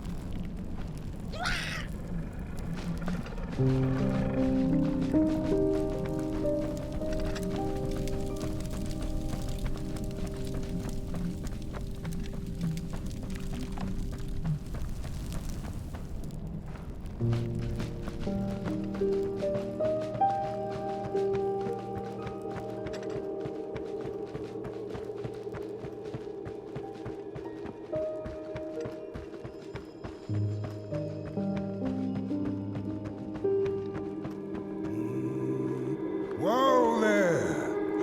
You look like you're about to move a mountain. That's what I get for trying to get in the way of a flame and its destination. Let him walk his walk. Ain't nothing gonna stop him now, looks like. Fare thee well now, Burnt One. You're going to Moon Mountain, and that walk is for you alone. You have a tough decision ahead of you to make, just like the ones who came before. But they're all long gone. In the end, all there's left to follow is your own heart.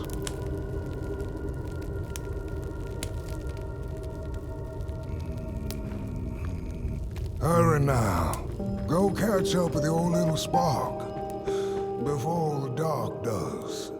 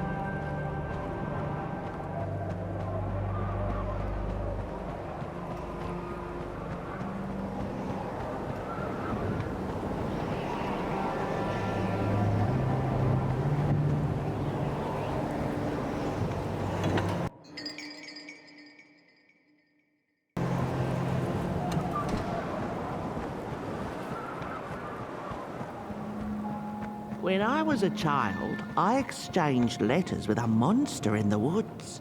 We were best pals, and we shared all our secrets with each other. One day, my sister told me that the monster wasn't real, that she'd written me all those letters to play a joke on me. But the joke's on her, because I knew the truth about the monster in the woods, and we exchange letters to this day. Oi, you the caretaker of this little fireball? What were you thinking, laddie?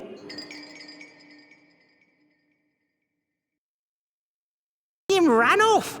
Don't you know how precious he is? Oh, yes you are. A real sunbeam. Who took the sun away? We Merkles used to ask until it finally ceased to matter. Night skies like these, trouble seems so far away, doesn't it? I mean, isn't this just exactly my point? I used to be afraid of the dark, so much so that I became obsessed with these huge electric lamps left behind by the craftsmen of old. Couldn't pry myself away from them. I'd sleep outdoors and under their blinding radiance. One day, I woke up to the noise of quivering planks and nails. And would you believe it was my own house leaving me? It had gotten so restless it grew a pair of legs, took a name and went on a hike. Housey was its name, bless its soul. Houses have no imagination. But I bet it had a grander adventure than I could ever imagine.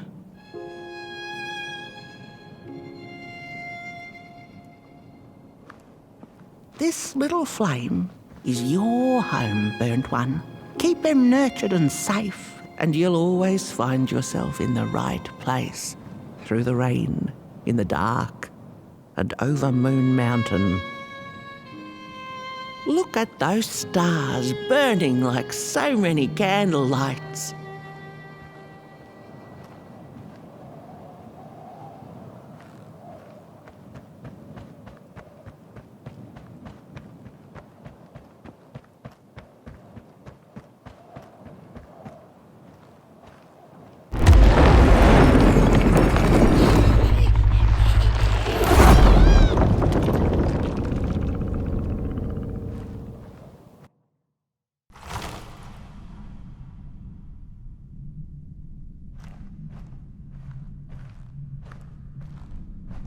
What is the dark? Is it ugly and cruel? Is it a place for monstrosities, for fools lost in the woods? A terrible void where all your nightmares come true.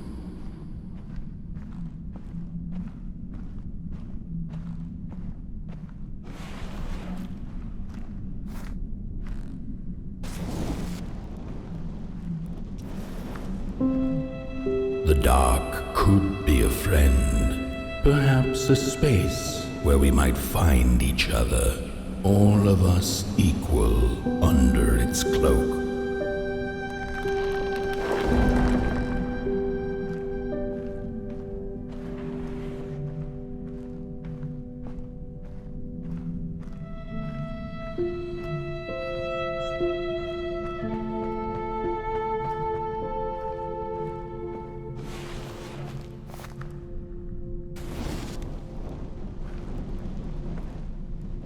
The dark could be an embrace and the release of the old, like taking off a tight shoe, laying bare one's feet, and taking a first step onto a new adventure.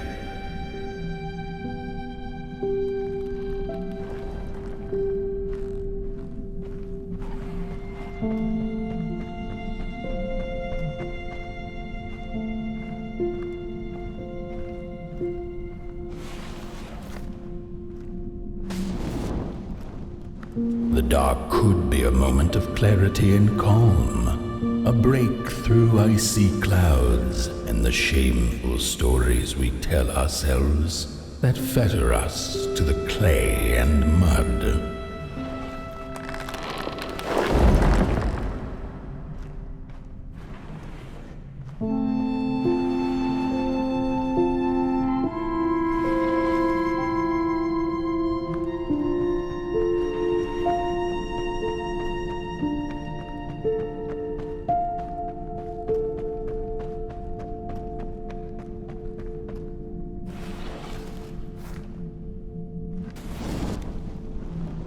The dark could be the space and time that we need to recover from the death of a dream and the quiet promise of new beginnings waiting on the other side of grief.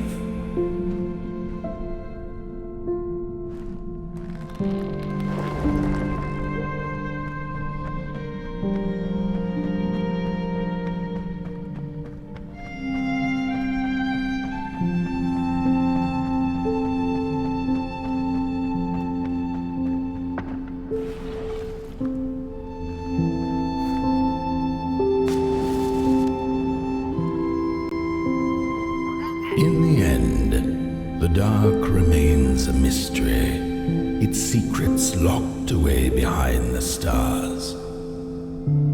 But one can rest assured that it is always there, watching, patiently waiting for us to enter it, with fire in our hearts and with eyes wide open.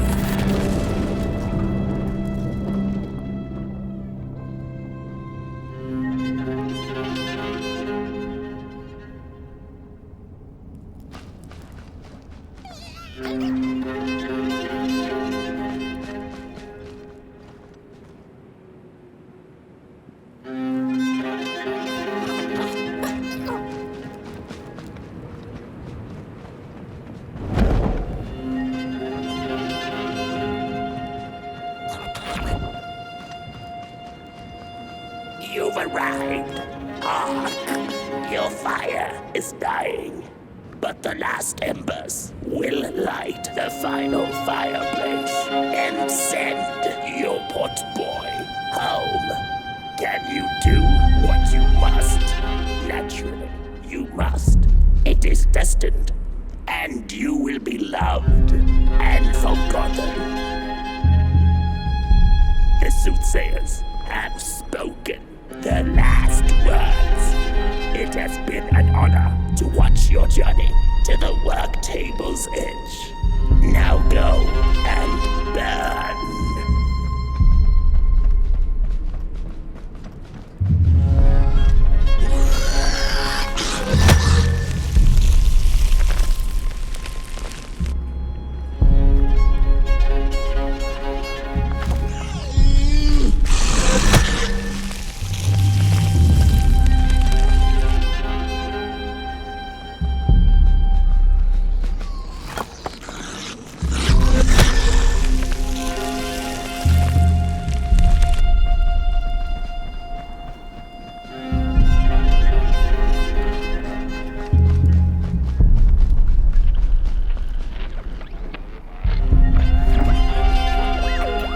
The first two-legged beings did prosper under the first sun, but it didn't matter how much they bathed in its light. They craved more.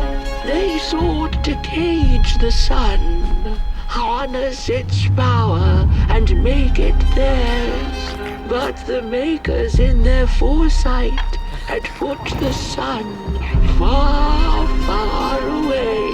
So far that no creature could reach it. That's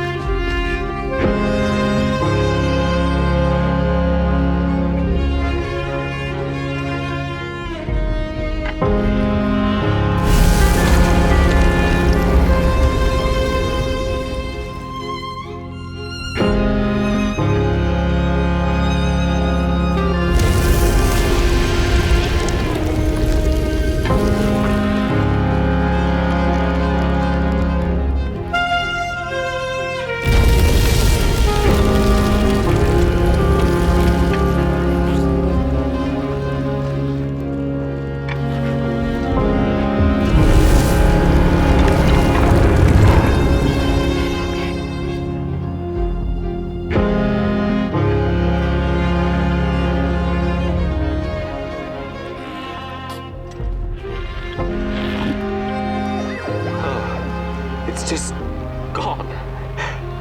I had this wretched gut feeling like something was up, like something was on the way, a danger I never could have guessed. I figured that's just how I always feel, and my worries seldom come true. And now here I am, and I have been for some time now, and it just won't come back. I'm thinking, while I had it, I didn't know what to do with it, how to care for it, enjoy it. But if I had it again tonight, I'd probably waste it all over again.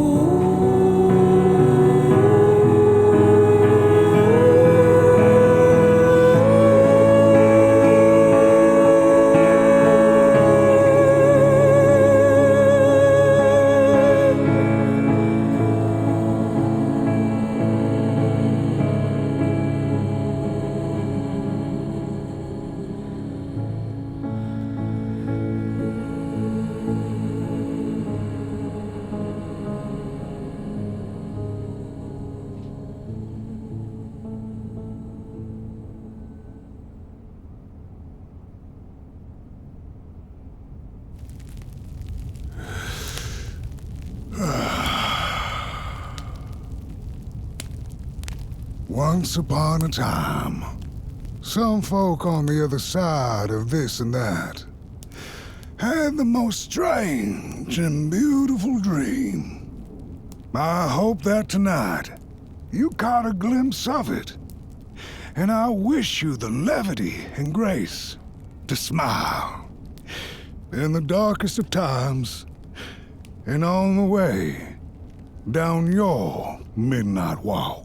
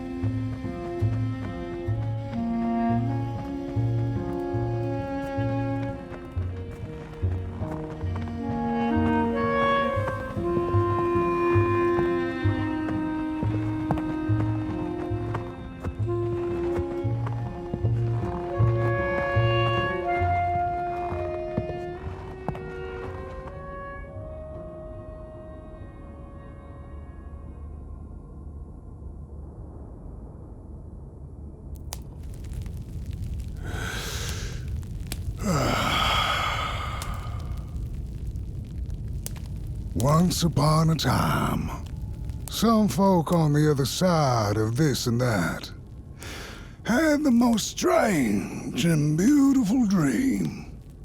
I hope that tonight you caught a glimpse of it, and I wish you the levity and grace to smile in the darkest of times and on the way down your midnight walk.